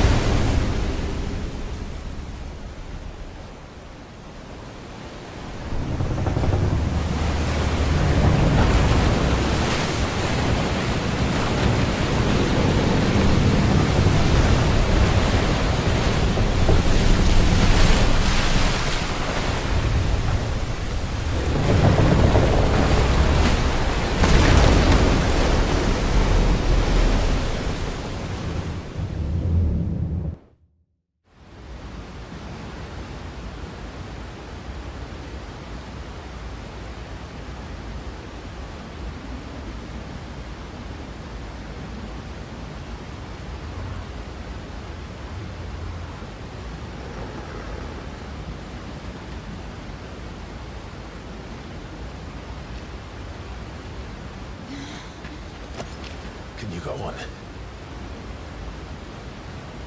I think so.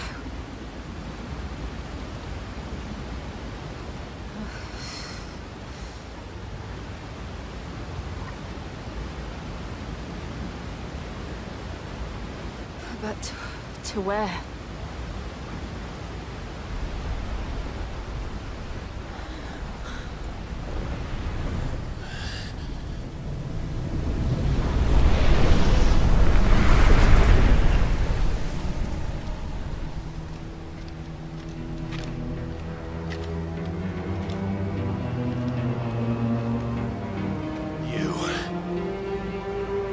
What did you do to Joshua? The Phoenix? Oh, I expect he will survive. This consciousness in which you coil your feeble souls is grown thick with desperation. And thus has my master turned to my blade.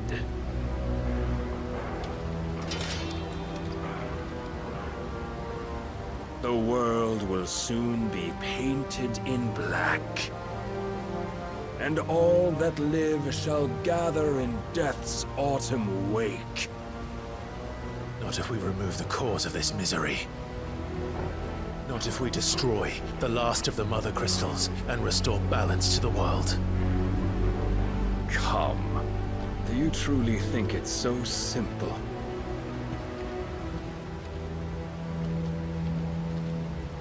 The blight is inevitable.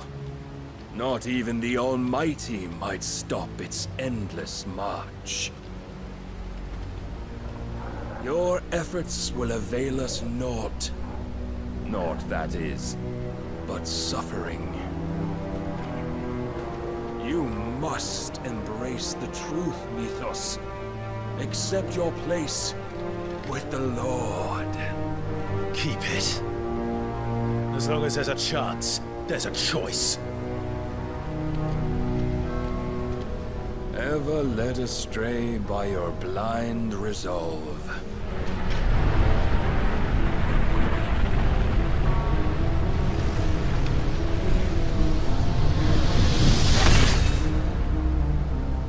Now, it is time you learn the inevitability of your divine fate, however much it may hurt. Get as far away as you can. Clive, no! Trust me, Jill.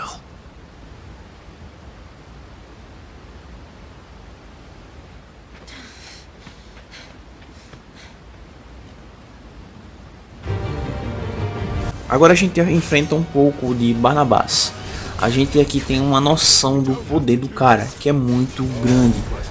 Dos dominantes que a gente enfrentou, sem dúvidas, ele é o mais poderoso.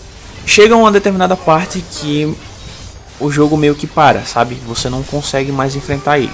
Depois daqui você verá várias cenas e é importante que você preste bastante atenção nessas cenas a seguir. Note que Clive foi derrotado aí pela segunda vez por Barnabás e tá ficando feio já. Mas é porque basicamente é o último chefão antes do principal mesmo, né? Então teria que ser desse jeito. Repetindo, preste muita atenção nas cenas a seguir, porque elas são de extrema importância para a progressão desse final aí de Final Fantasy XVI.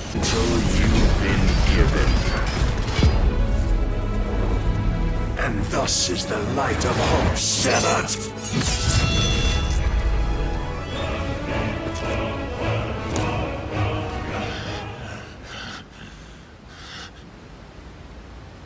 You would yield so soon.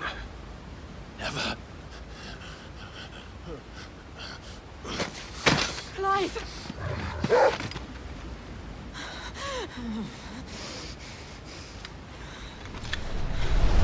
Do you not see?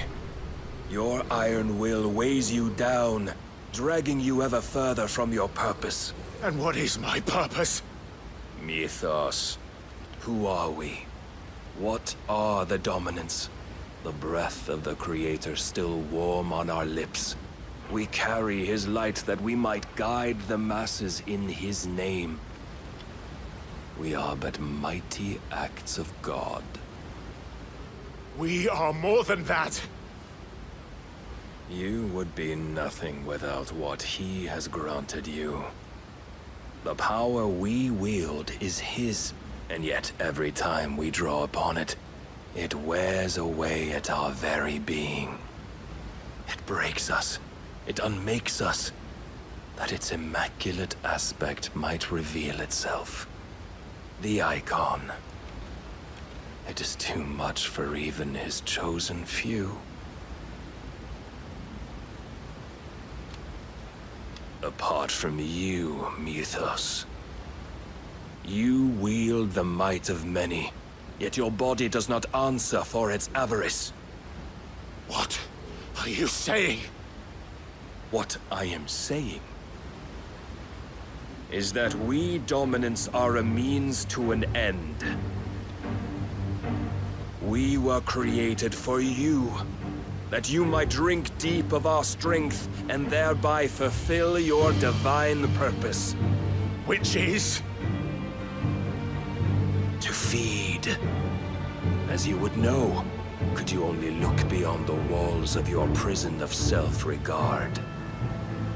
As long as you choose to ignore this, you shall never penetrate my defenses. Still, you may take solace in the fact that you are not alone in your plight. The chains of volition shackle all of mankind, but there is yet cause to rejoice. For the Lord, in his mercy, has taken pity on his flawed creations. and shall see them restored to their proper forms. And what exactly would that be? Why, loyal servants to God. No. Manners, Lord Rosfield? They are men, like you and me. Albeit one's unburdened by the wills that drive our kind to madness. They are pure. They are divine. You mean to turn everyone Akashic? Not turn, Mythos. Turn back. For too long has mankind been led astray by their clamorous wills. It is time they return to a world of quiet equality, where they might once more know salvation. Salvation!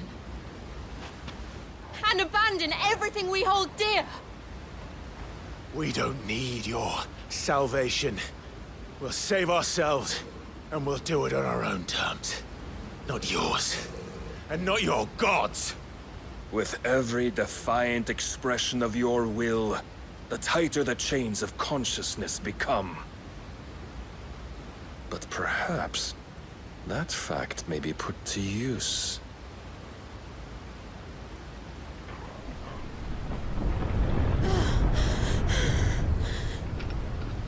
Clive!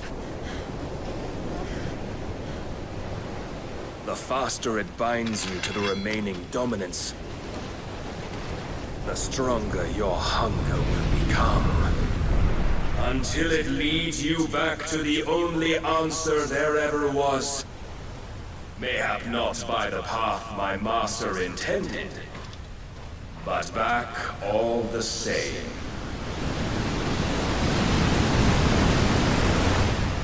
Ash is not far. I could freeze a path. You're in no fit state. Probably not, but I can try.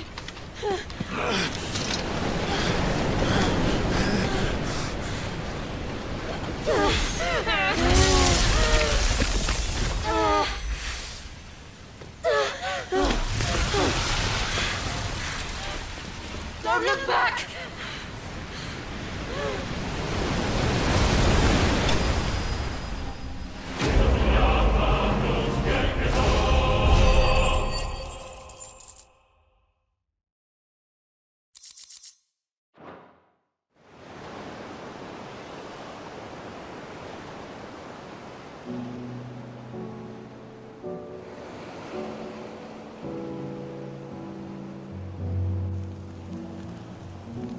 I hope the others are safe. The Enterprise was clear of the gap when we fell. They made it, Jill. And they will have seen the ice where it led. We need only wait till dawn.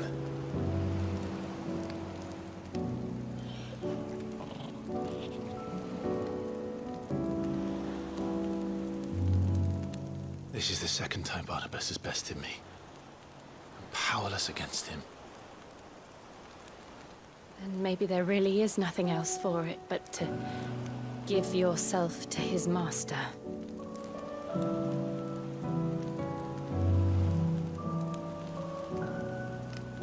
Only you won't do that. The Clive I know would never do that. So you believe? But do you really know me? If what Barnabas said was true, then I'm more monster than man.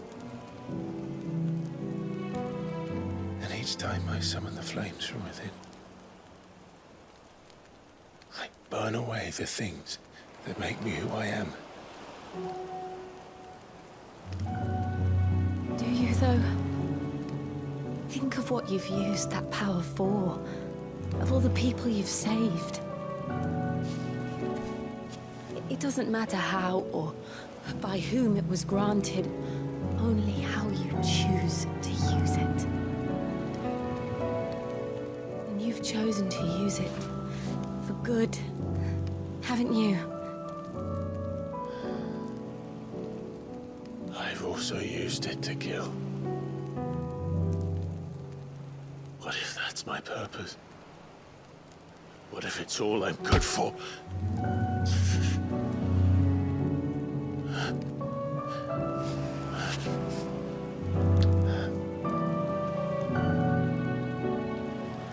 You're still that same boy I grew up with. Always so eager to save everyone around you, and yet always so alone. Because you failed to realize the one thing that needed saving most of all. You, Clive. You. You never once took the time to save yourself.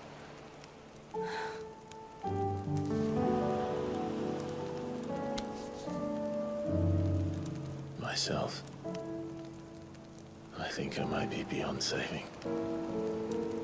No one is beyond saving, provided they want to be saved. You fight to survive. And you survive so that you may protect those you love. It's what you do. What you've always done.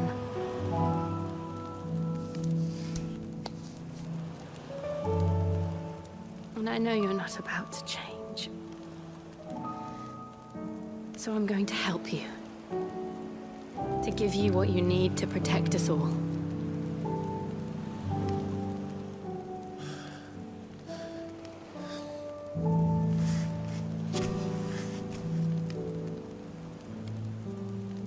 Jill. Are you sure?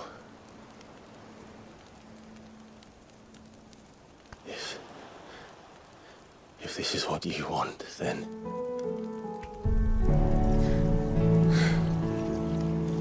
Don't worry, Clive. It is.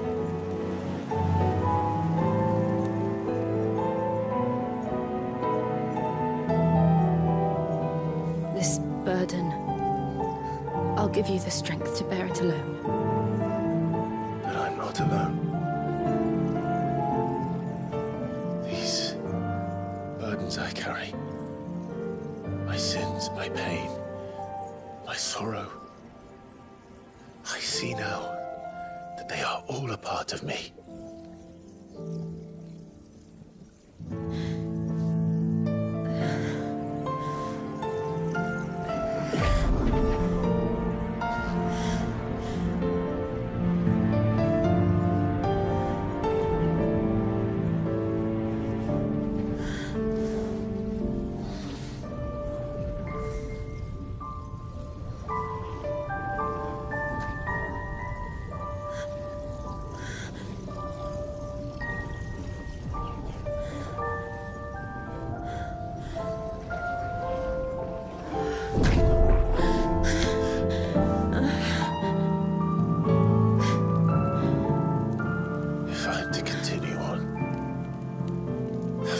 My life to those I love.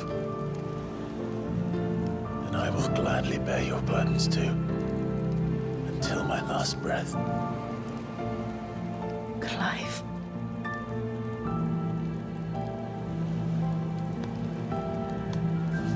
I promise you, Jill, we will find a way to escape this fate. Find a way to save each other.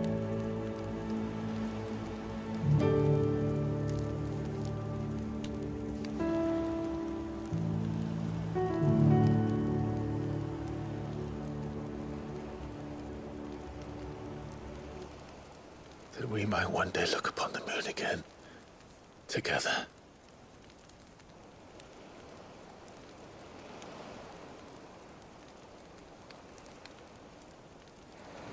And I promise you, Clive,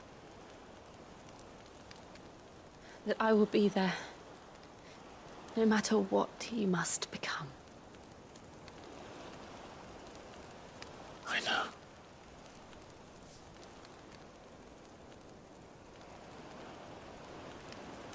thought a smile could bring me so much joy.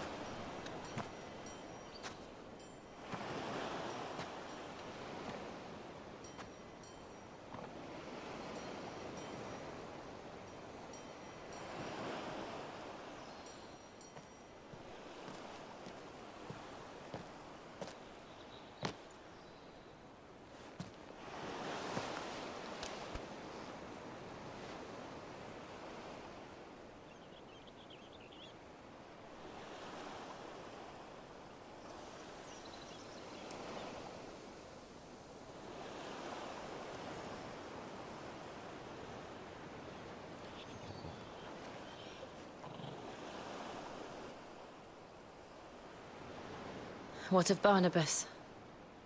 Do we pursue him? No. Our paths will cross again soon enough. Whether we like it or not. Besides, there is something we must do first.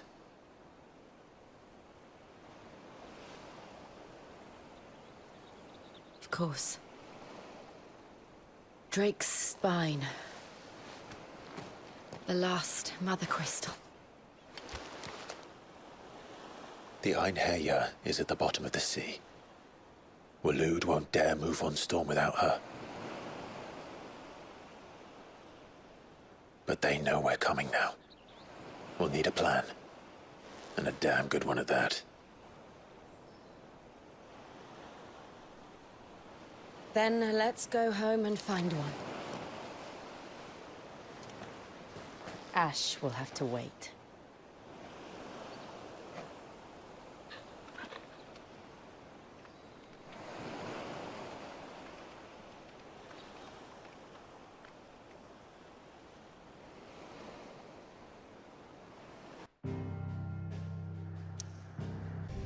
Agora a gente precisa voltar para o esconderijo.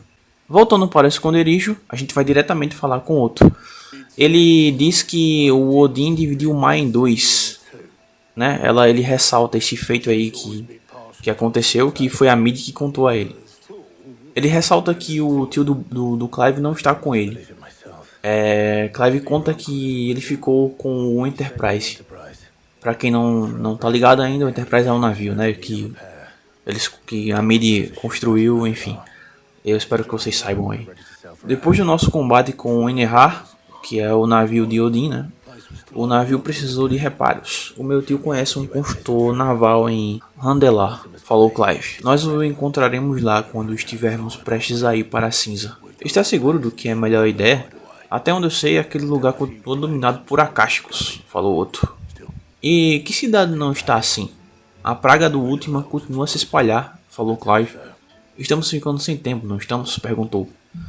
Fizemos o possível para reforçar o esconderijo, mas duvido que algumas tábuas vão impedir o que está por vir, falou outro. Ainda assim, vamos continuar tentando. Cada esforço ajuda, ele acha. Tomara que sim, falou Clive. Beleza, visitando a enfermaria, Clive encontra Joshua, Taya, Mid e Jill, todas reunidas aí. Clive pergunta como o Joshua está se sentindo. Melhor do que antes, falou ele, mas não tão bem quanto devia estar, falou Taya. Seus cortes e queimaduras podem ter sido curados, mas seu corpo ainda carrega o fardo de cada feitiço lançado. E o que eu poderia ter feito diferente? Não enfrentamos um inimigo qualquer, foi o guardião da escuridão, falou Joshua. E mesmo assim não foi suficiente. O rei podia ter acabado comigo a qualquer momento, mas em vez disso decidiu brincar comigo, como um Coil faz com um rato. Você se subestima demais, falou Clive. Apenas um homem estabeleceu sua dominância naquele dia, e esse homem foi Barnabás, falou Joshua. Sinto muito, irmão, eu passei do limite. Atenção agora nessa cena, galera. I have never felt so powerless, and when so many are looking to us for strength, perhaps the prince feels the same.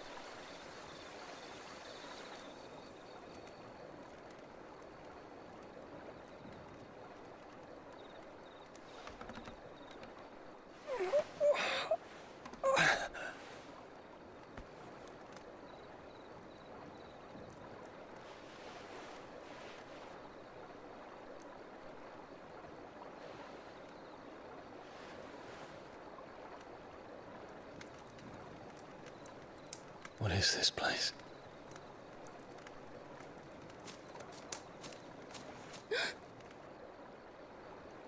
Don't move.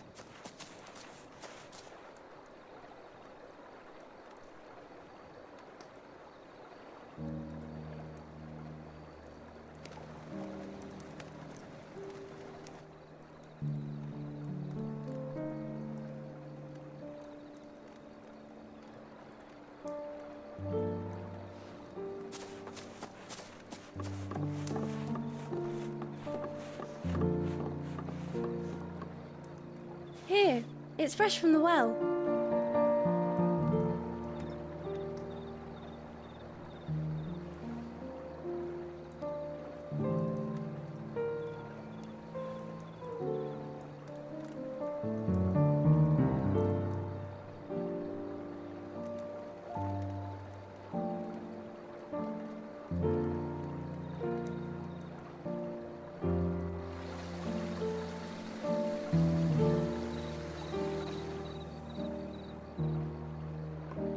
Grandmother told me spirits sometimes get lost, and that the lanterns guide them to their proper place. I set one on the river for her when she passed away.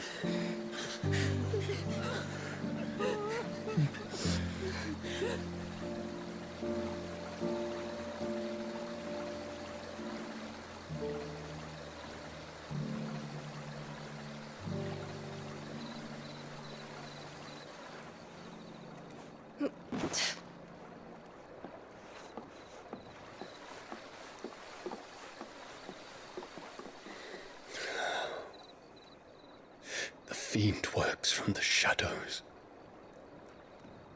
Was it you who guided my hand then, Ultima? No, not you. This is my doing, my fault, my sin to bear. And for it, I must atone. Your hurts are healing nicely. It was my poultices that saw you well. You make them? And sell them, or try to. Earns me enough for bread, most days. Forgive me.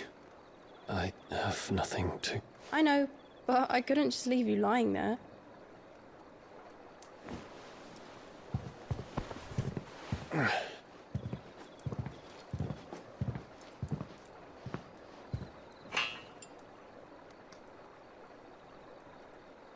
You're going then? Of course. I'm healed. Thanks to you and your poultices. Will you promise to come back and visit?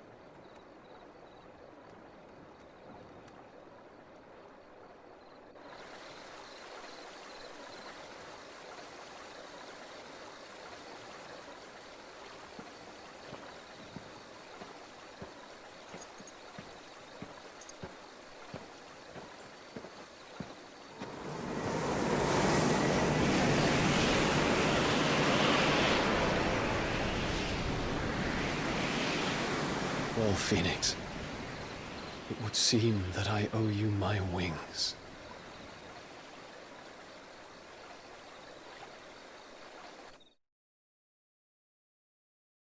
Pois é, parece que o grupo ganhou mais um aliado, afinal de contas, né? Joshua fala que talvez possamos encontrar uma resposta. Você voltará ao Alude em breve, imagino, falou Joshua. Não vejo motivo para esperar, disse Clive. Então eu também não vejo. Consigo pensar em alguns, mas duvido que sirvam para te impedir, falou Taya. Maid pergunta se já estão prontos para ir. Quanto tempo levará para voltarmos à cinza? Perguntou Clive. Sei lá, o mesmo tempo que levou para chegar aqui, talvez? Talvez menos tempo se seu tio conseguir achar alguém confiável para consertar o Enterprise, falou Mid. Tudo depende de onde a gente vai aportar, né? Sim, não podemos simplesmente desembarcar onde quisermos, falou Jill. Precisamos pressupor que todos em cinza são hostis e que seremos atacados assim que nos virem. Então precisamos encontrar um local onde não nos procurarão. E acho que sei quem conhece um lugar assim, falou Clive. Enquanto você planeja nosso percurso, estarei na biblioteca com seu tutor. Quero descobrir o que ele sabe sobre o último, falou Joshua. Beleza, agora iremos falar com Vivian 9 Contos. Chegando lá, ela estava se perguntando quando o Clive chegaria. Por favor, me diga que veio para levar nossa jovem prodígio embora, falou Vivian. Não estou aqui pela mídia. Preciso de informações sobre a cinza. Clive disse que assim que a Enterprise estiver pronto, nós iremos para a espinha do Draco. E vamos precisar de um lugar seguro para desembarcar. De preferência onde meu navio não acabe numa explosão de estilhaços, disse Mid. Se fosse tão fácil, você acha que o Alude teria resistido a invasões por tanto tempo? Ressaltou Vivian, né? Pouco se sabe sobre a cinza, e as informações que temos são inconsistentes e ultrapassadas. Temos que agradecer ao bom rei Barnabás por isso. As fronteiras de Alude foram fechadas para estrangeiros desde o dia que ele assumiu o trono. Se houver mesmo um lugar seguro para desembarcar, certamente não estará no meu mapa. Então nos diga o que vamos encontrar lá. Você deve saber mais do que nós. Enfim, a Vivian parece meio incomodada com a situação. E se ela fala que se interromperem ela para de vez. Enfim, se liguem aí na explicação dela. Alright, if it will get you out of my hair. But interrupt me and it's over. Understood?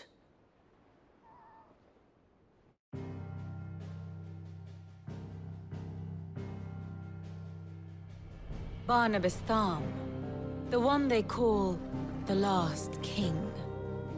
Understand him, and you will understand the kingdom of Waloed. Barnabas was only a boy when he arrived from beyond the southern seas, and barely a man before he united the ragged tribes of Ash. And having unleashed them upon the formidable Veldamark, he set his throne upon the ancient kingdom's ruins.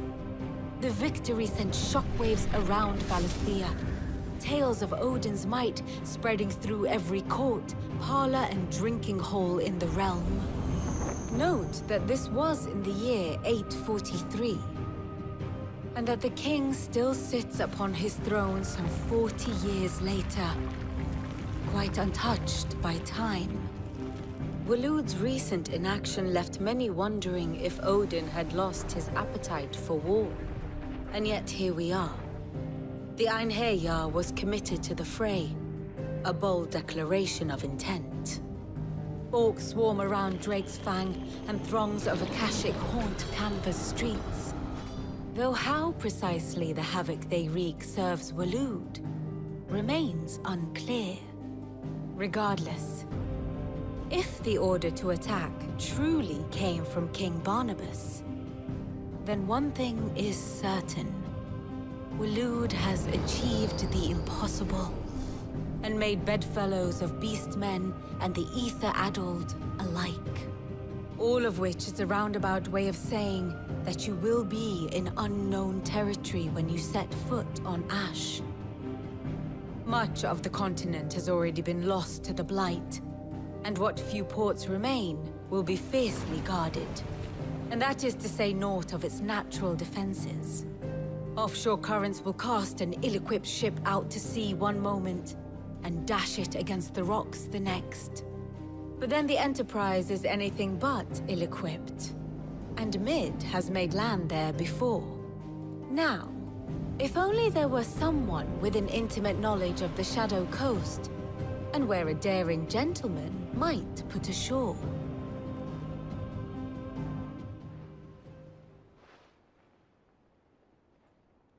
Clive, você tinha a resposta o tempo todo, falou Vivian. Acha que consegue nos levar de volta àquela praia, Mid? Ela disse que pegou vocês lá, não foi? Não que tenha sido fácil, as correntes estavam uma merda, falou ela.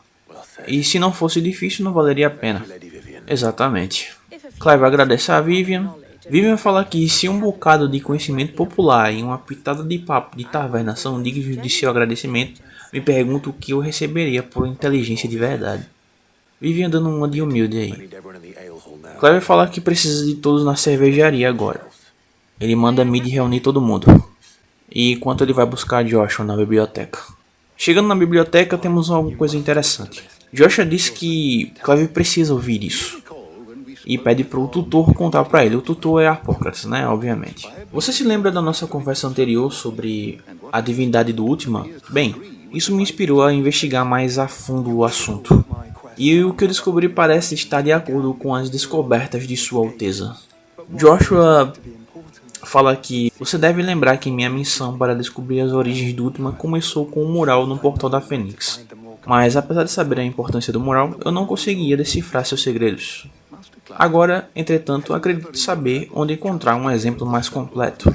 Ele revelará tudo o que procuramos. Mestre Clive, por acaso você já ouviu sobre o Círculo de Malleus em suas viagens? Perguntou Harpocrates. Imagino que não. Poucos ouviram. Mas já houve um tempo em que essa religião, a mais antiga dos gêmeos, prosperava. E apesar de ter perdido forças em Tormenta, elementos de seu dogma continuam presentes em religiões mais modernas, como a ortodoxa e a cristalina. Espere, você disse que ela perdeu força em Tormenta? E quanto à cinza? Perguntou Clive. Joshua fala, monumentos religiosos frequentemente são derrubados ou reaproveitados quando novas religiões se tornam proeminentes. Mas se nenhuma religião nova surgiu, então os antigos templos talvez continuem de pé, ressaltou Joshua. Então é por isso que eu preciso acompanhá-lo ao Alude. Parece que o passado ainda tem muito a nos ensinar, falou Harpocrates.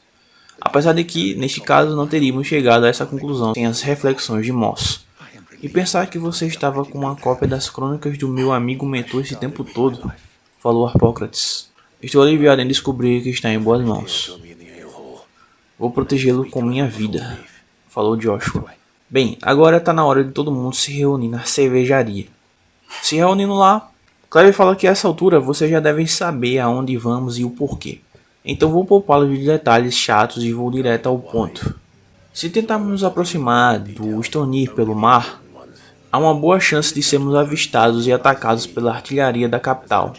Em vez disso, nós vamos desembarcar no litoral sudoeste e ir para a espinha do Draco a pé. Digo nós, mas é muito provável que toda a cinza esteja sob o comando do último. Um grupo grande só atrairia a atenção indesejada, além de atrasar nossa viagem e nos obrigar a usar mais suprimentos, que podem ser difíceis de obter. Apenas Joshua e eu vamos. Além de um batedor, de preferência um bom. Gabi, você conhece algum? Pode ter certeza que sim, falou Gavi. É melhor pegar alguns mapas da senhora Vivian emprestados, só por garantia. Assim que você nos deixar na Costa Sombria, você precisa recuar para as águas internacionais. Use uma bandeira de mercadores e mantenha a discrição.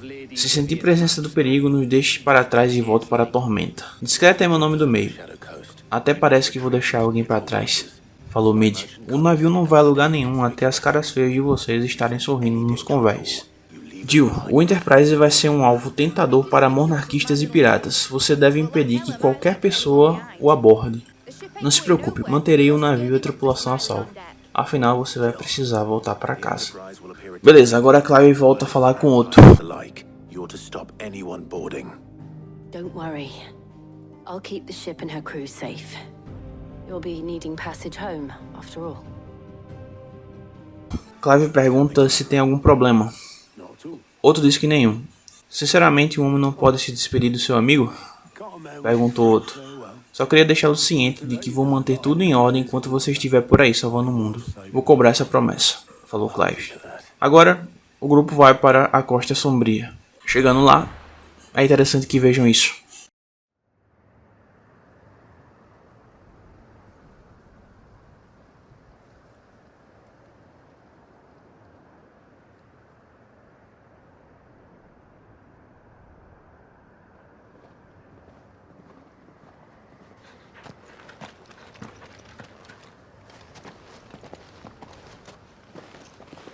Reckon it'll be a long walk to the capital if we follow the cliffs. I'll scout ahead, see if I can't find us an inland route.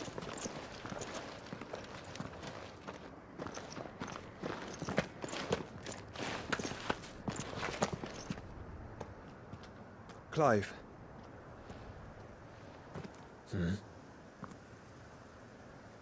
There's something I've been meaning to ask. You took her icon, didn't you? Yes, I did. She understood.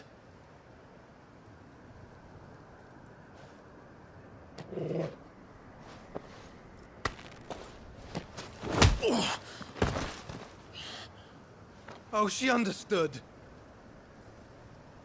Understood that you decided to save the world all on your own, and that you'd die without her power. How dare you make her choose? You knew damn well she'd never refuse you. But I will. You can't keep pushing us away, Clive. The world is ours to save, not yours.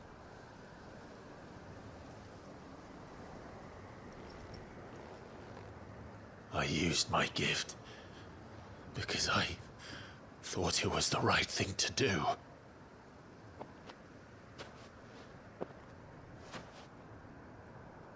And you truly believe this will save you?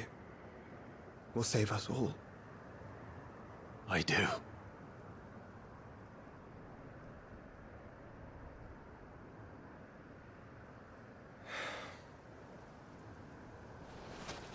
Then so be it.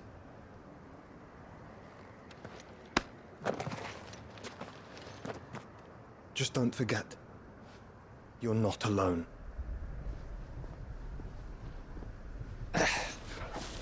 Think I found us a trail. Did I miss something?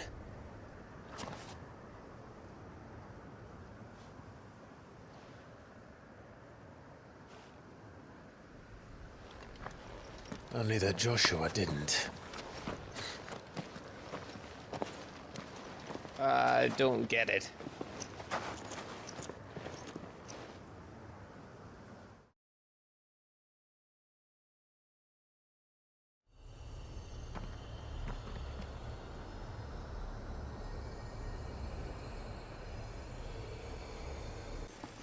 Beleza, chegando lá agora Clive precisa ir para Stonehere. Muitos inimigos pela frente. Derrotando eles, a gente chega nisso aí que vocês vão ver.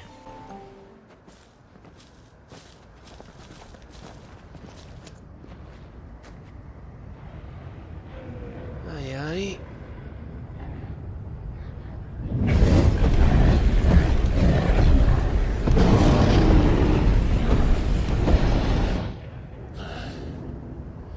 Is the whole of Ash fallen into Ultima's hands?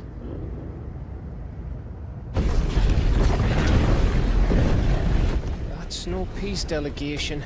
We should send a warning to the others. No. My uncle will have an eye on the coast. I trust he'll find a way to entertain any uninvited guests. Our mark is Drake's Spine, and there's a lot of road between us and it. We press on to Stonehere. Aye, you never know. It might not be a nest of slavering monsters.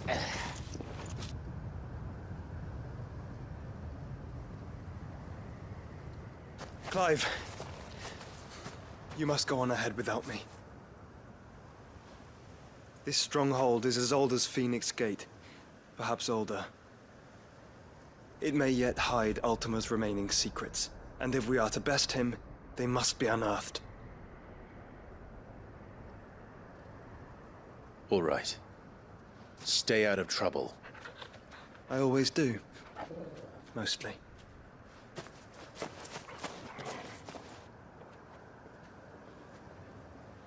You sure about this?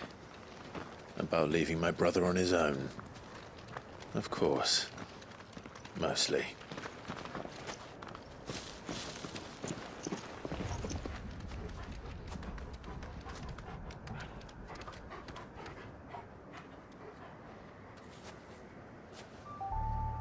Agora Clive precisa encontrar o povoado de Isla.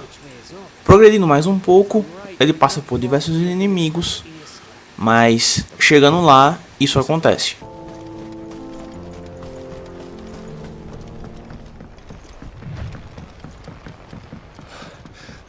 Bahamut's breath. Don't look down, Torgal.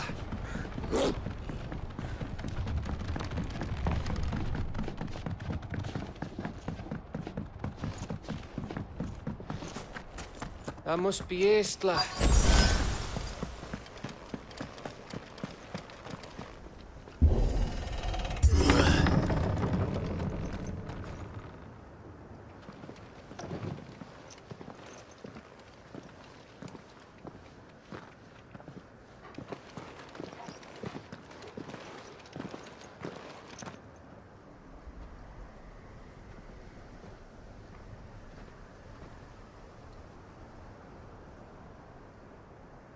What do you think, Clive?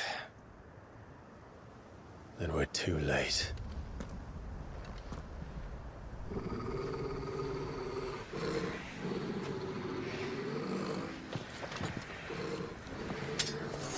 Damn it. They're all turned. There's nothing we can do. I wouldn't say nothing. Acásticos aparecem no caminho de Clive. Aparecem muitos, galera. Eu vou ter que cortar porque, vocês sabem, eu sempre corto as batalhas para o vídeo não ficar maior do que já é.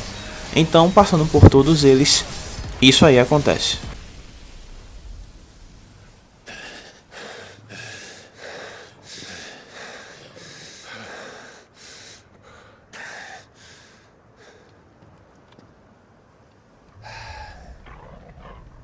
Gav. Gav! Don't tell me there's more of the bastards. Oh, fuck.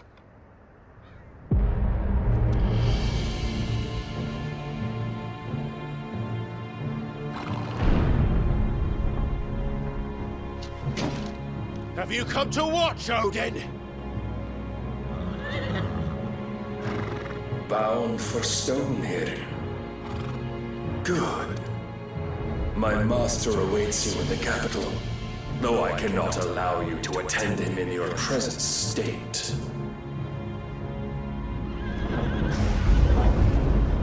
And how are you going to stop us? Why, with this!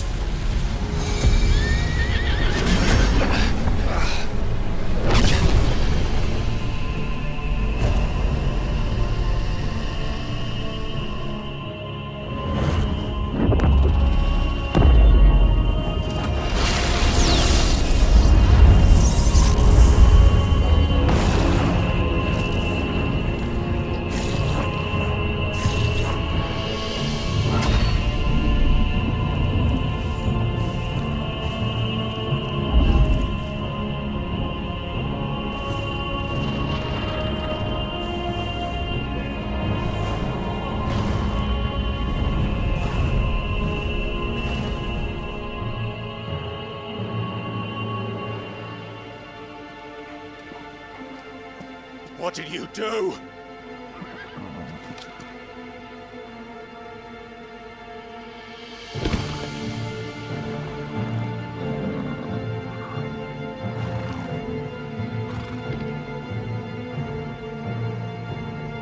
If the vessel would see the path opened, it has but to ask. I shall see that my master's prize is made presentable.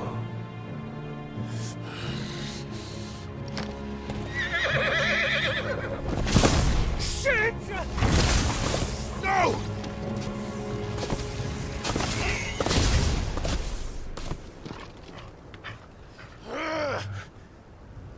Clive, would you mind telling me what the fuck just happened?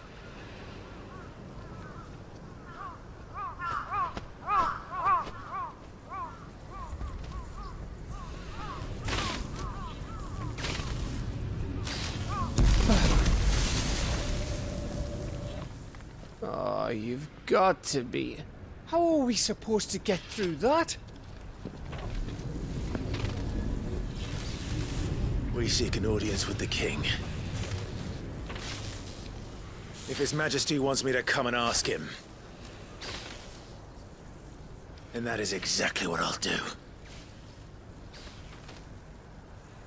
Before you go practicing your petition, we don't even know where the fucker went.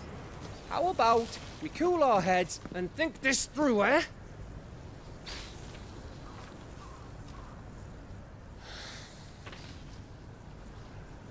All right. Maybe there's something here we can use. Beleza, depois da cena, o jogo pede para vasculhar o vilarejo abandonado. Vasculhando ele, isso aí acontece.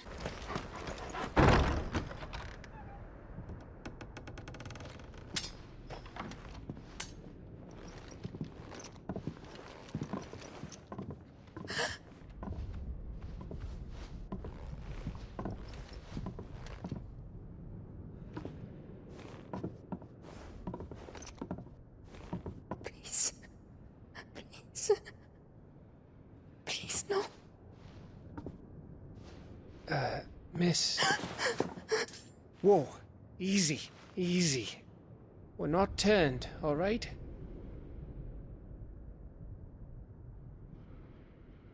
Who?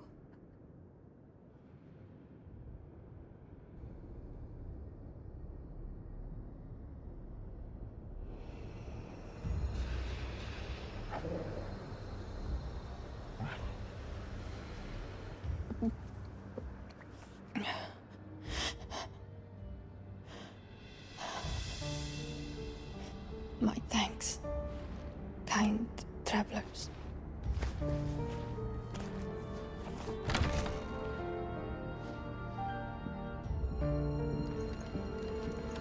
Edda, forgive me for asking, but what went on here?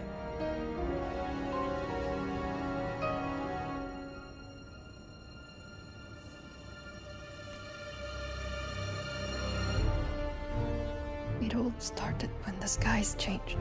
The elders said it was the Arche. One by one, people went mad. Minds taken by the ether. Till only I remained. By then, I was too far along to run. And then the nights came. And I didn't know what to do.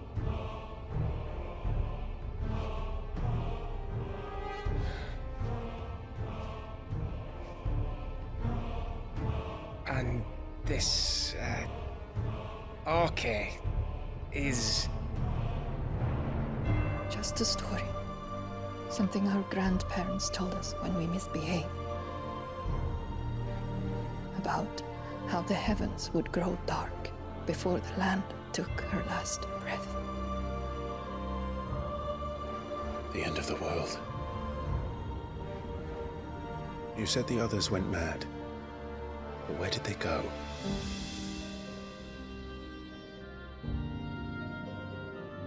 They all left. Drawn east to the tower, to reverie. The elders, the healer, the blacksmith, my husband.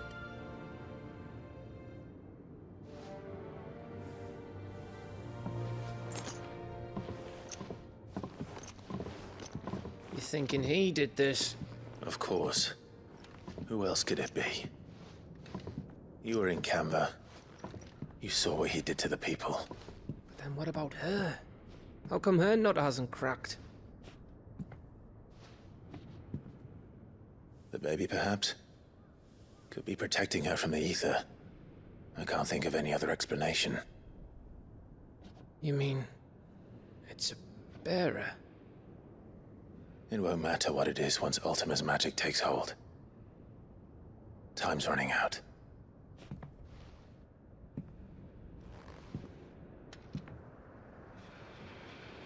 This tower.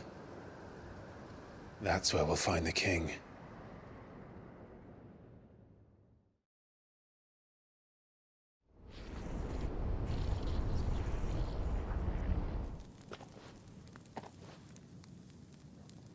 I knew it. It's the same as Phoenix Gate.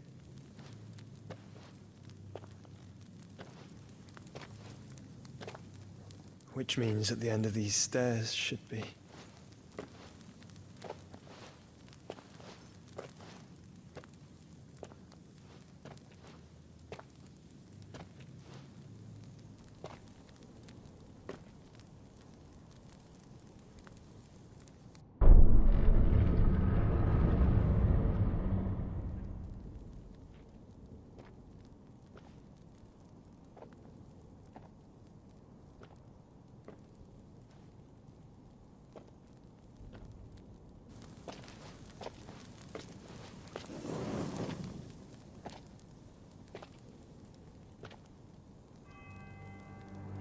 The mural is complete.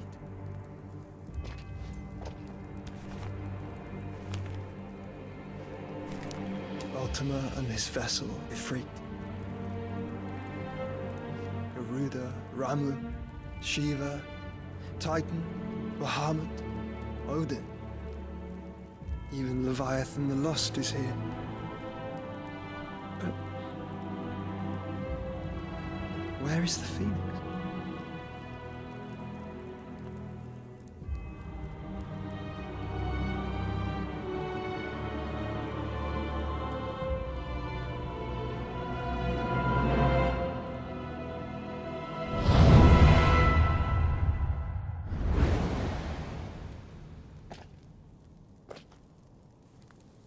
By the Founder.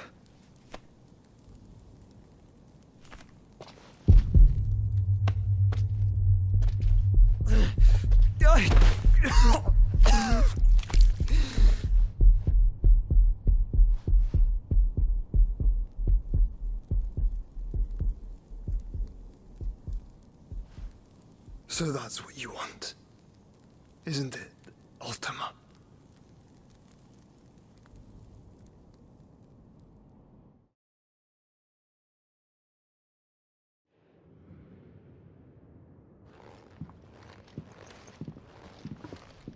So that's how it's gonna be then? I'm not asking, Gav. I need you to stay with Edda. What? I must do this alone. If I don't return, you're to find Joshua and make for the Enterprise. Understood? Aye.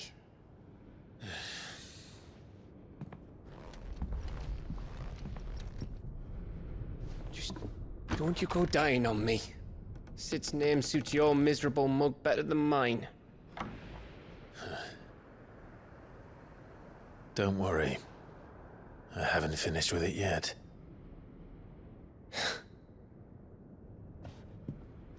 Agora, Clive segue sozinho com o Torgal para o Devaneiro. Chegando lá, passando pelo caminho, muitos inimigos, até aparecer essa cena.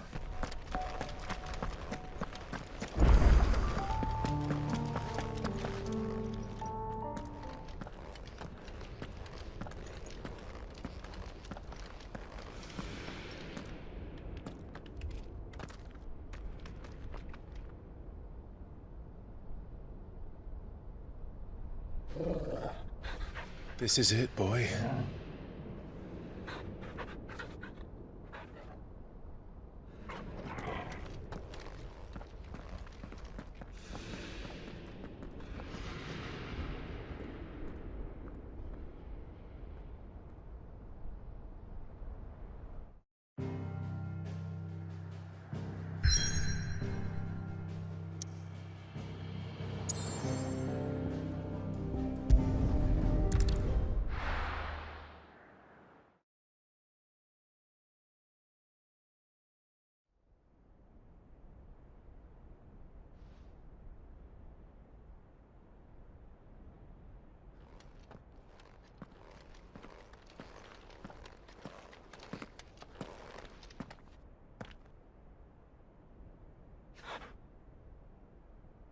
I've come for you, Barnabas.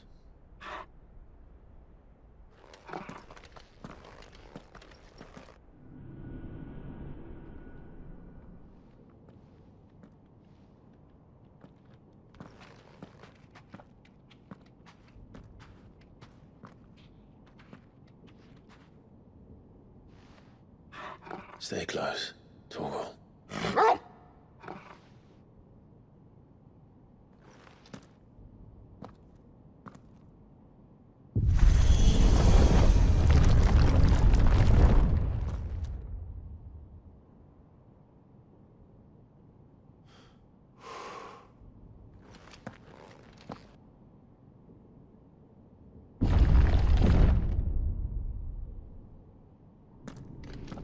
Agora finalmente entramos na batalha contra o último rei. Pelo menos assim, não literalmente agora, mas o caminho, esse caminho aí vai nos levar até o último rei, que é Barnabás. Entrando na torre tem diversos inimigos, sério, é muito inimigo pela frente, alguns subchefes, mas passando por todos eles, finalmente aparece a cena esperada.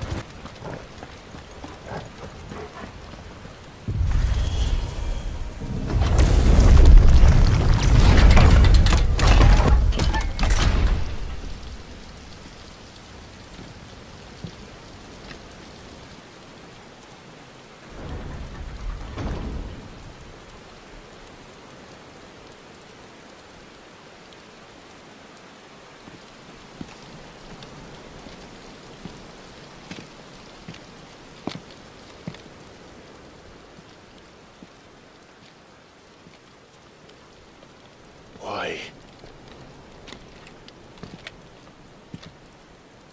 The blade must ever feed if her edge is to remain keen. Butcher. What care you for these worthless creatures? They are nothing.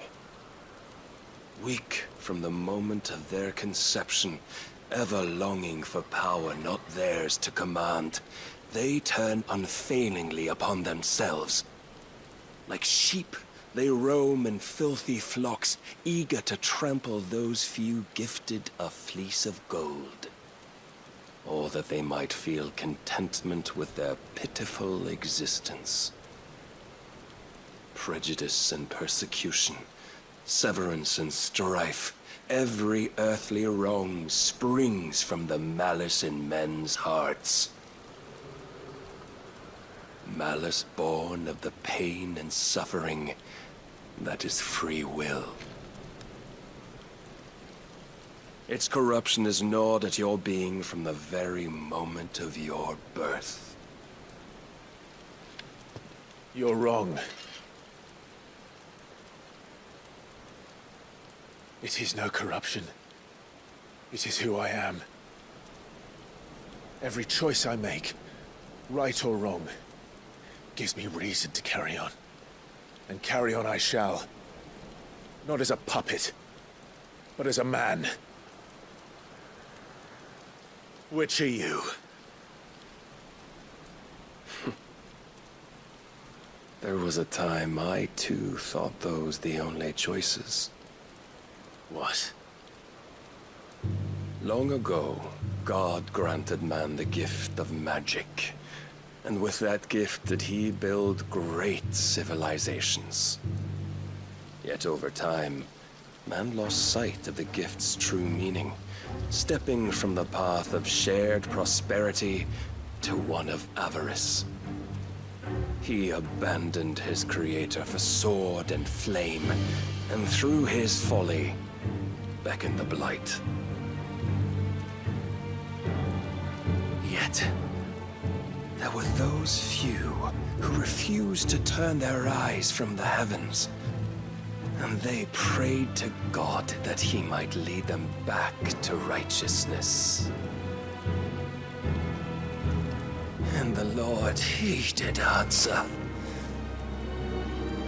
Before the worthy shall the gates of paradise open, And so did I spread my arms to the ether, and cast my soul upon its gentle waters. I gave myself unto him.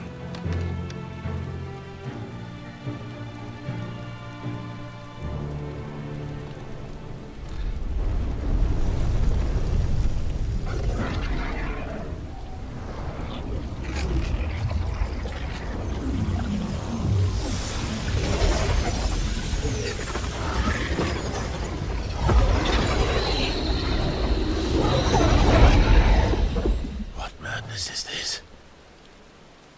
My worth proven, the Lord charged me thus. If your kind are to find salvation, they must be made to serve. You see, paradise lies but a single step away. Could we only take it? Could we only leave our transgressions behind? For none save the pure of heart and mind may set foot in the new world. I will save us. But it all begins and ends with you. You are the key, Mythos. And with this humble offering, shall I prove my faith once more. So you forsook your kingdom. You forsook yourself to serve. Tell me, how is that living?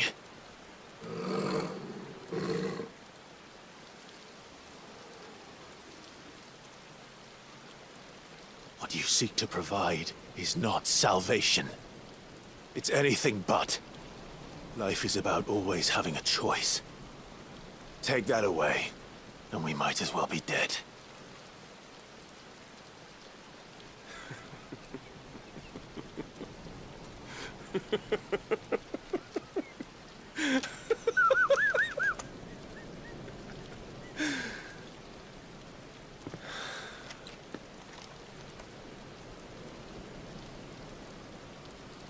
Very well.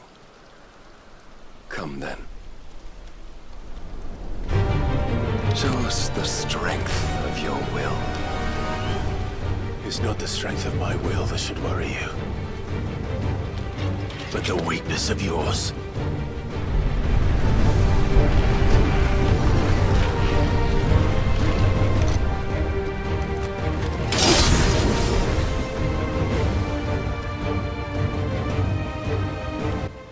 Clive versus Barnabás.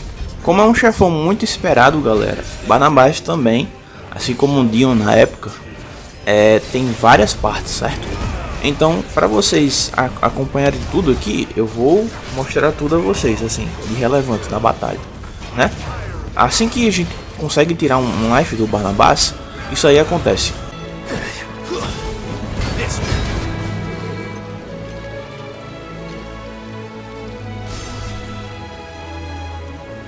God chose you to serve as his vessel, and you cling to this foolish notion of hope when there is none.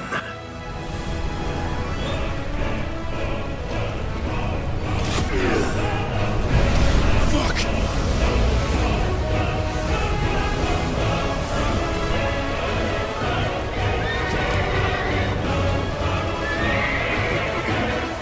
Desperate, are we?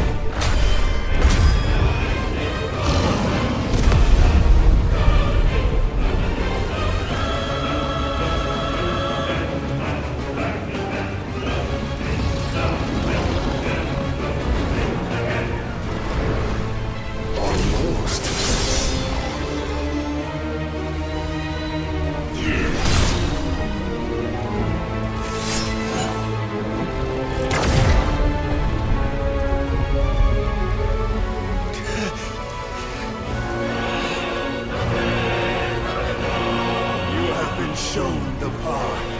Now you must follow it. Free yourself, Mythos. You will not defeat me otherwise. We'll see. A segunda parte dele é bem mais complicada que a primeira, mas conseguindo derrotar essa parte aí, isso aí acontece. But I cannot be defeated.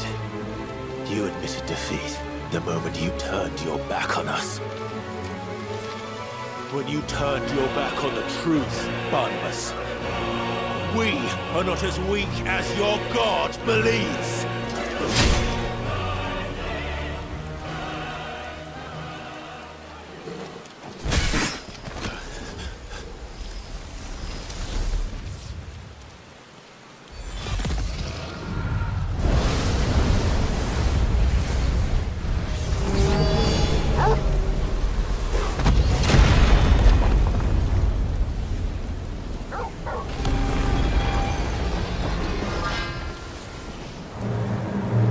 Damn it.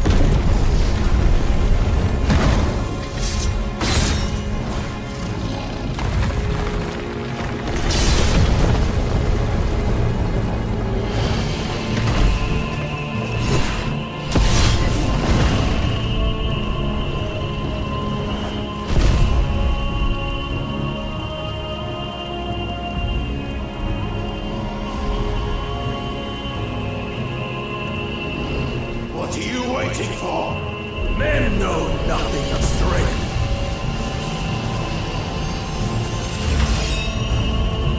But you will.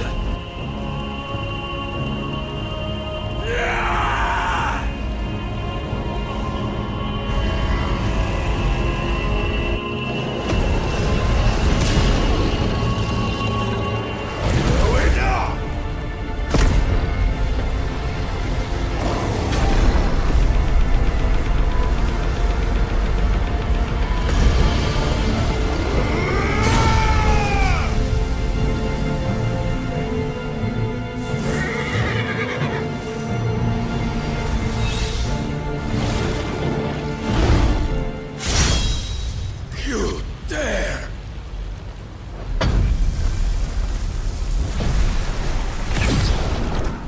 Could it be you have made a weapon of your weakness? My apologies.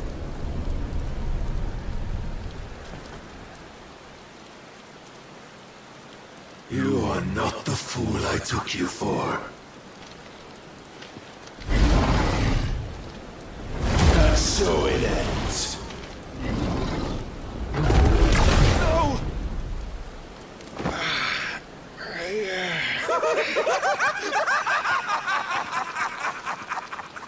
Don't tell me you are tired, Mythos!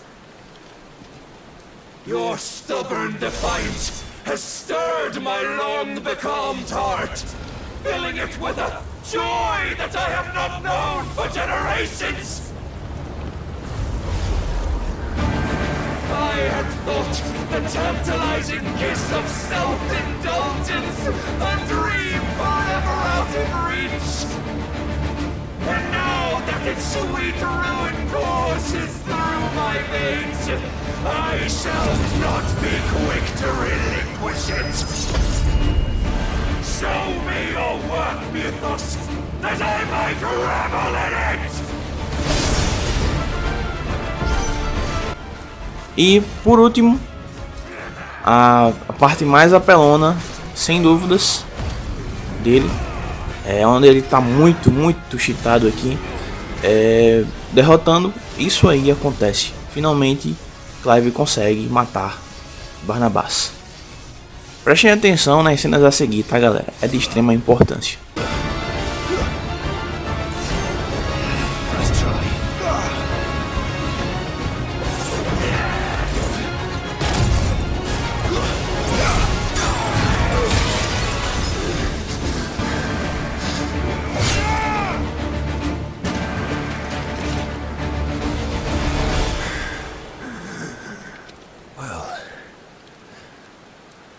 The day is at an end. And we both know the truth. It is I who stand victorious. My will that prevailed. Your will? No. It was his. Clive Rossfield.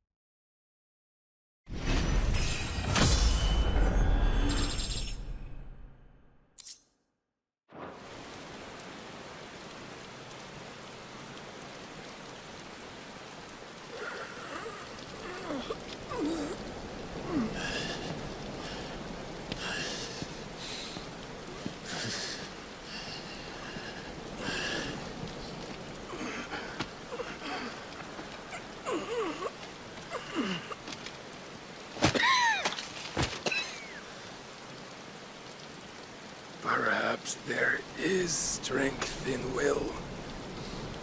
Would that I had not relinquished my own.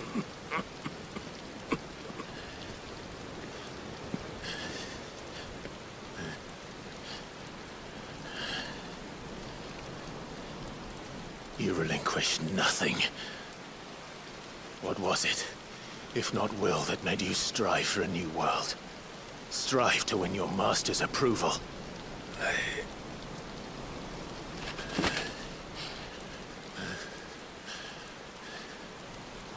You were shown a fantasy, and you chose to believe it. But you were wrong. There is no world but the one we live in. And that world is worth saving. Even if it means killing a god.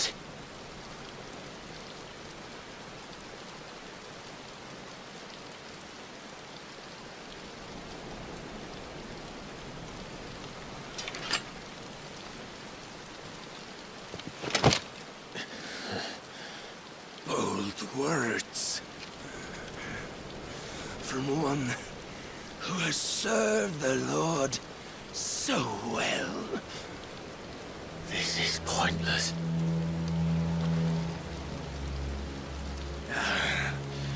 But I almost forgot. I promised that I would make you presentable. Did I not?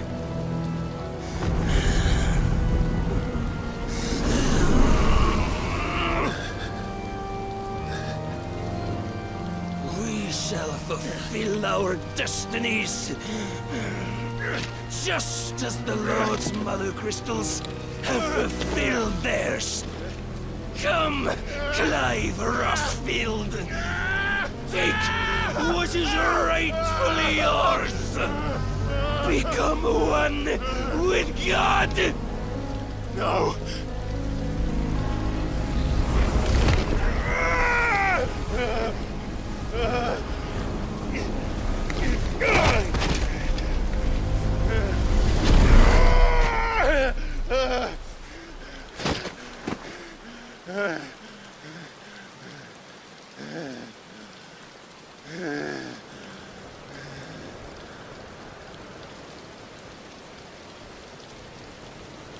At long last, salvation. I'm coming home. Mother.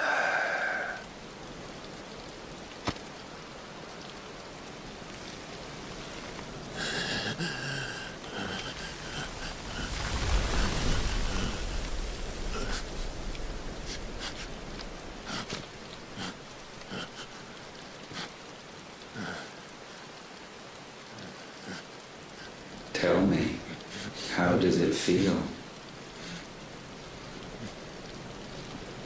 Show yourself! Face me! How does it feel to consume your rival's strength, to gorge yourself on their beam, to edge step by trembling step ever closer to the divine? With or without a will, you are still but a vessel, our vessel. Behold, how your body shudders in anticipation of its fate.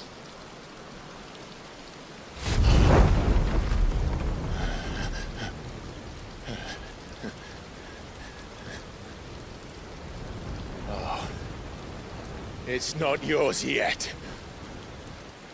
No. Come then, O wayward child.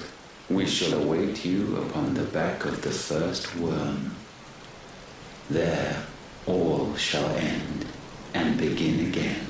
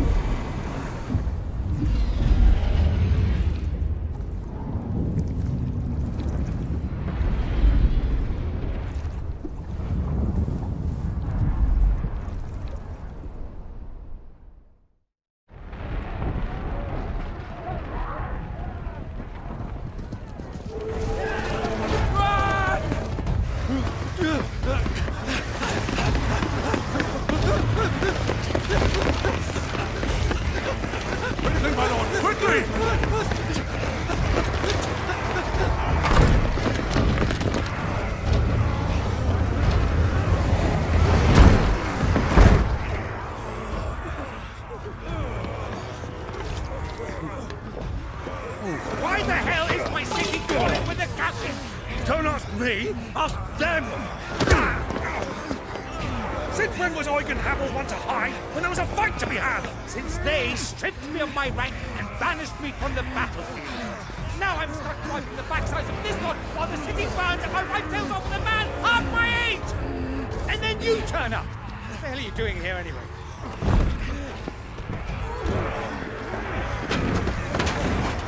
What indeed? The enemy numbers 200,000 or more, counting yours. There are simply not enough soldiers garrisoned in the capital to repel an army of that size. Then one of the central keep, held by a contingent of soldiers and bearers from the surrounding boroughs. They are the sole reason it still stands. And all it took was an army on their doorstep to bring them together. The prospect of death does put things into perspective. Perspective. Perhaps it's what we've lacked all along.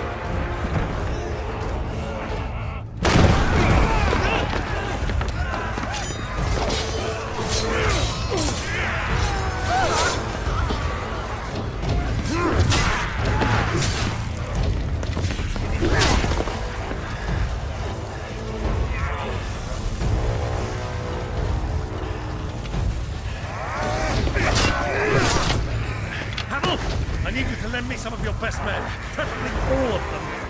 My best men! Does it look like I'm any more? I admit this might not be the most convenient time, but my nephew's in trouble, and I may have already promised him your help. Your nephew, the outlaw? My soldiers have better things to do than die for nothing. Then you and he are of the same mind. I fights for the opposite. He fights for a world in which we shouldn't have to live and die for nothing.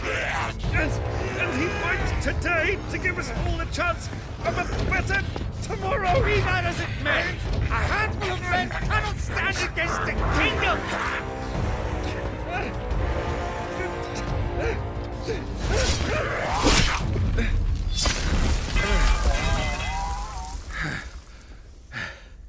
Then mayhap they are the wrong men. Well, I'll be damned. Our numbers are few, but I shall rally as many of my dragoons as I'm able. You, apprise the Lord Strategist of the state of the city's defenses. Yes, Your Radiance. And you would fight alongside us? I owe the Phoenix a debt.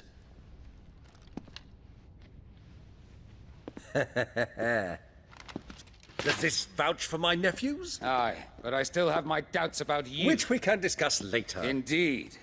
You said you had men garrisoned in the keep. Captain, do you know how many yet remain? Allow me to confirm. Commander? Whatever their number, Randalar will be needing Gather the them bodies all. and build a pyre in the courtyard. Quickly. Terence. My lord.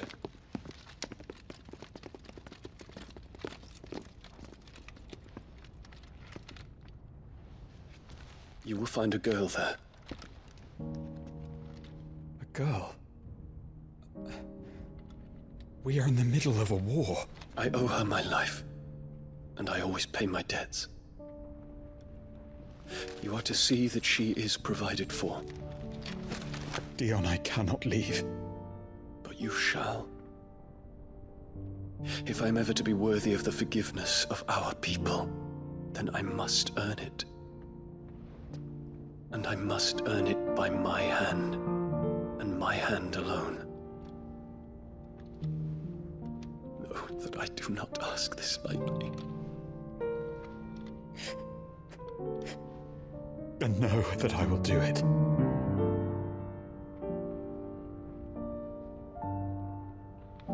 Farewell, Terence.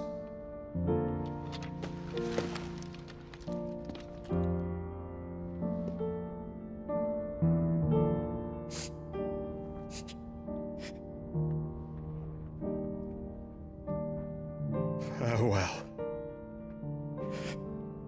my prince.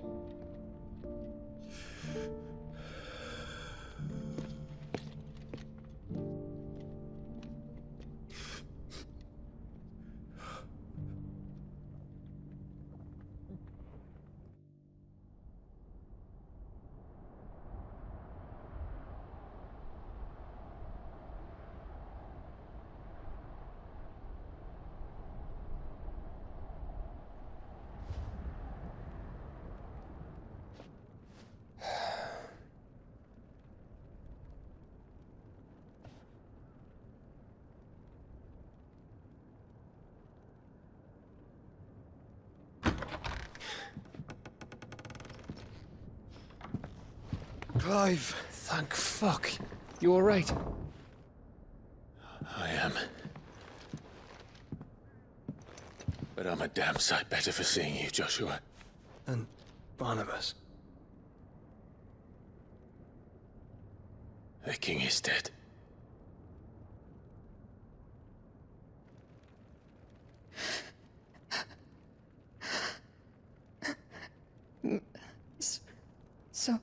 So they're all...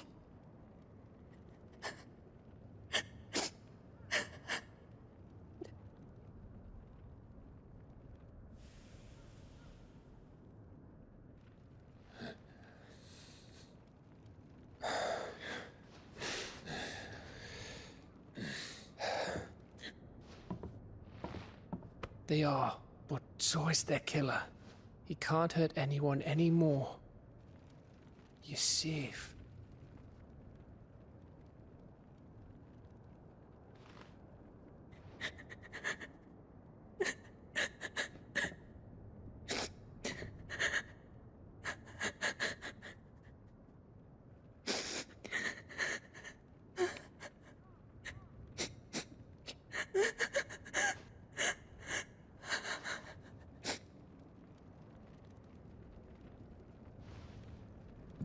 Gav, we need to talk.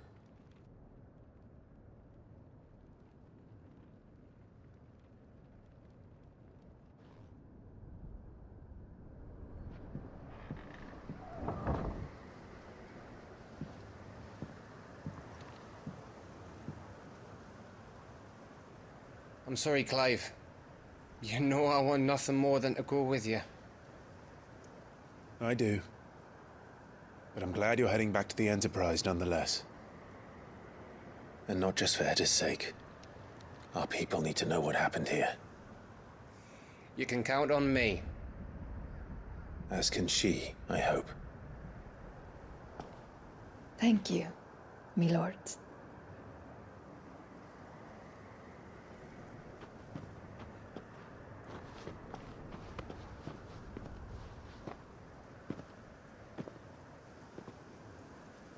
Do you think that was wise? Wiser than leaving a woman with child alone in the Deadlands. They'll be safer at the hideaway. For now, at least.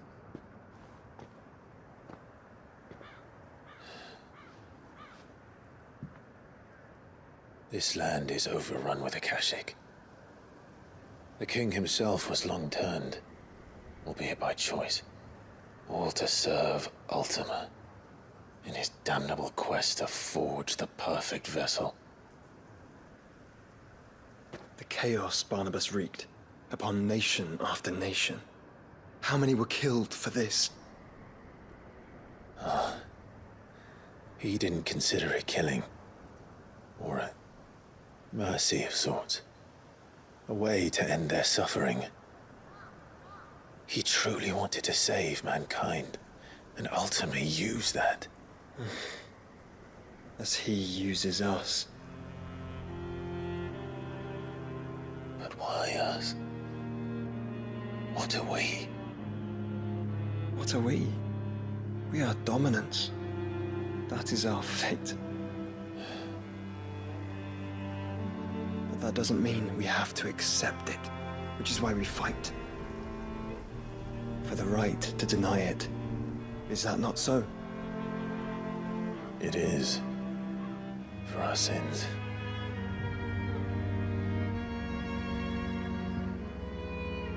Barnabas said something else.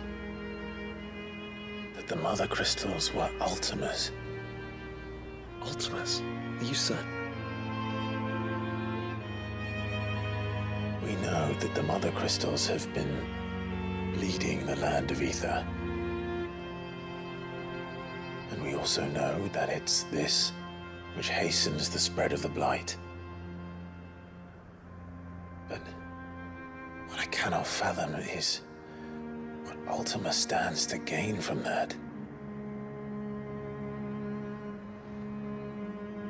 What did you find at the Stronghold? The truth about Ultima's prize.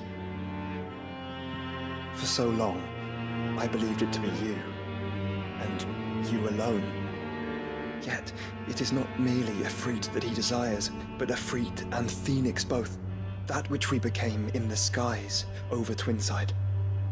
Only when the twin flames are joined shall his vessel be complete. Quite why he needs a vessel is another question.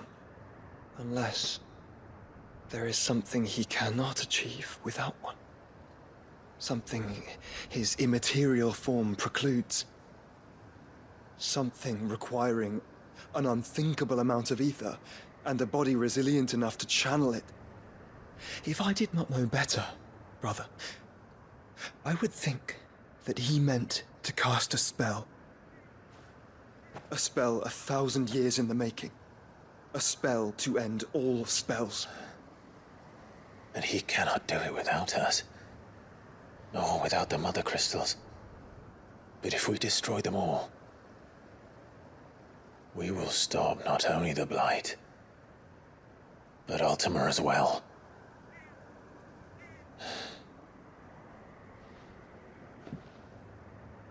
We stick to the plan then. Only this time, we face him together. Well, it's a long walk to Stone here. Let's not keep Ultima waiting.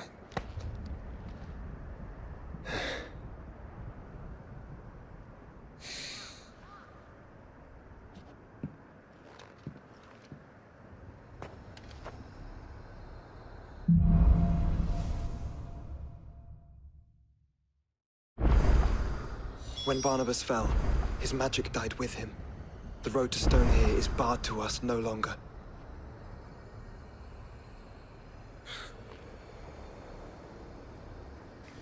Pois é, galera, finalmente eu terminei aqui a parte 7, né? Se eu não estou enganado.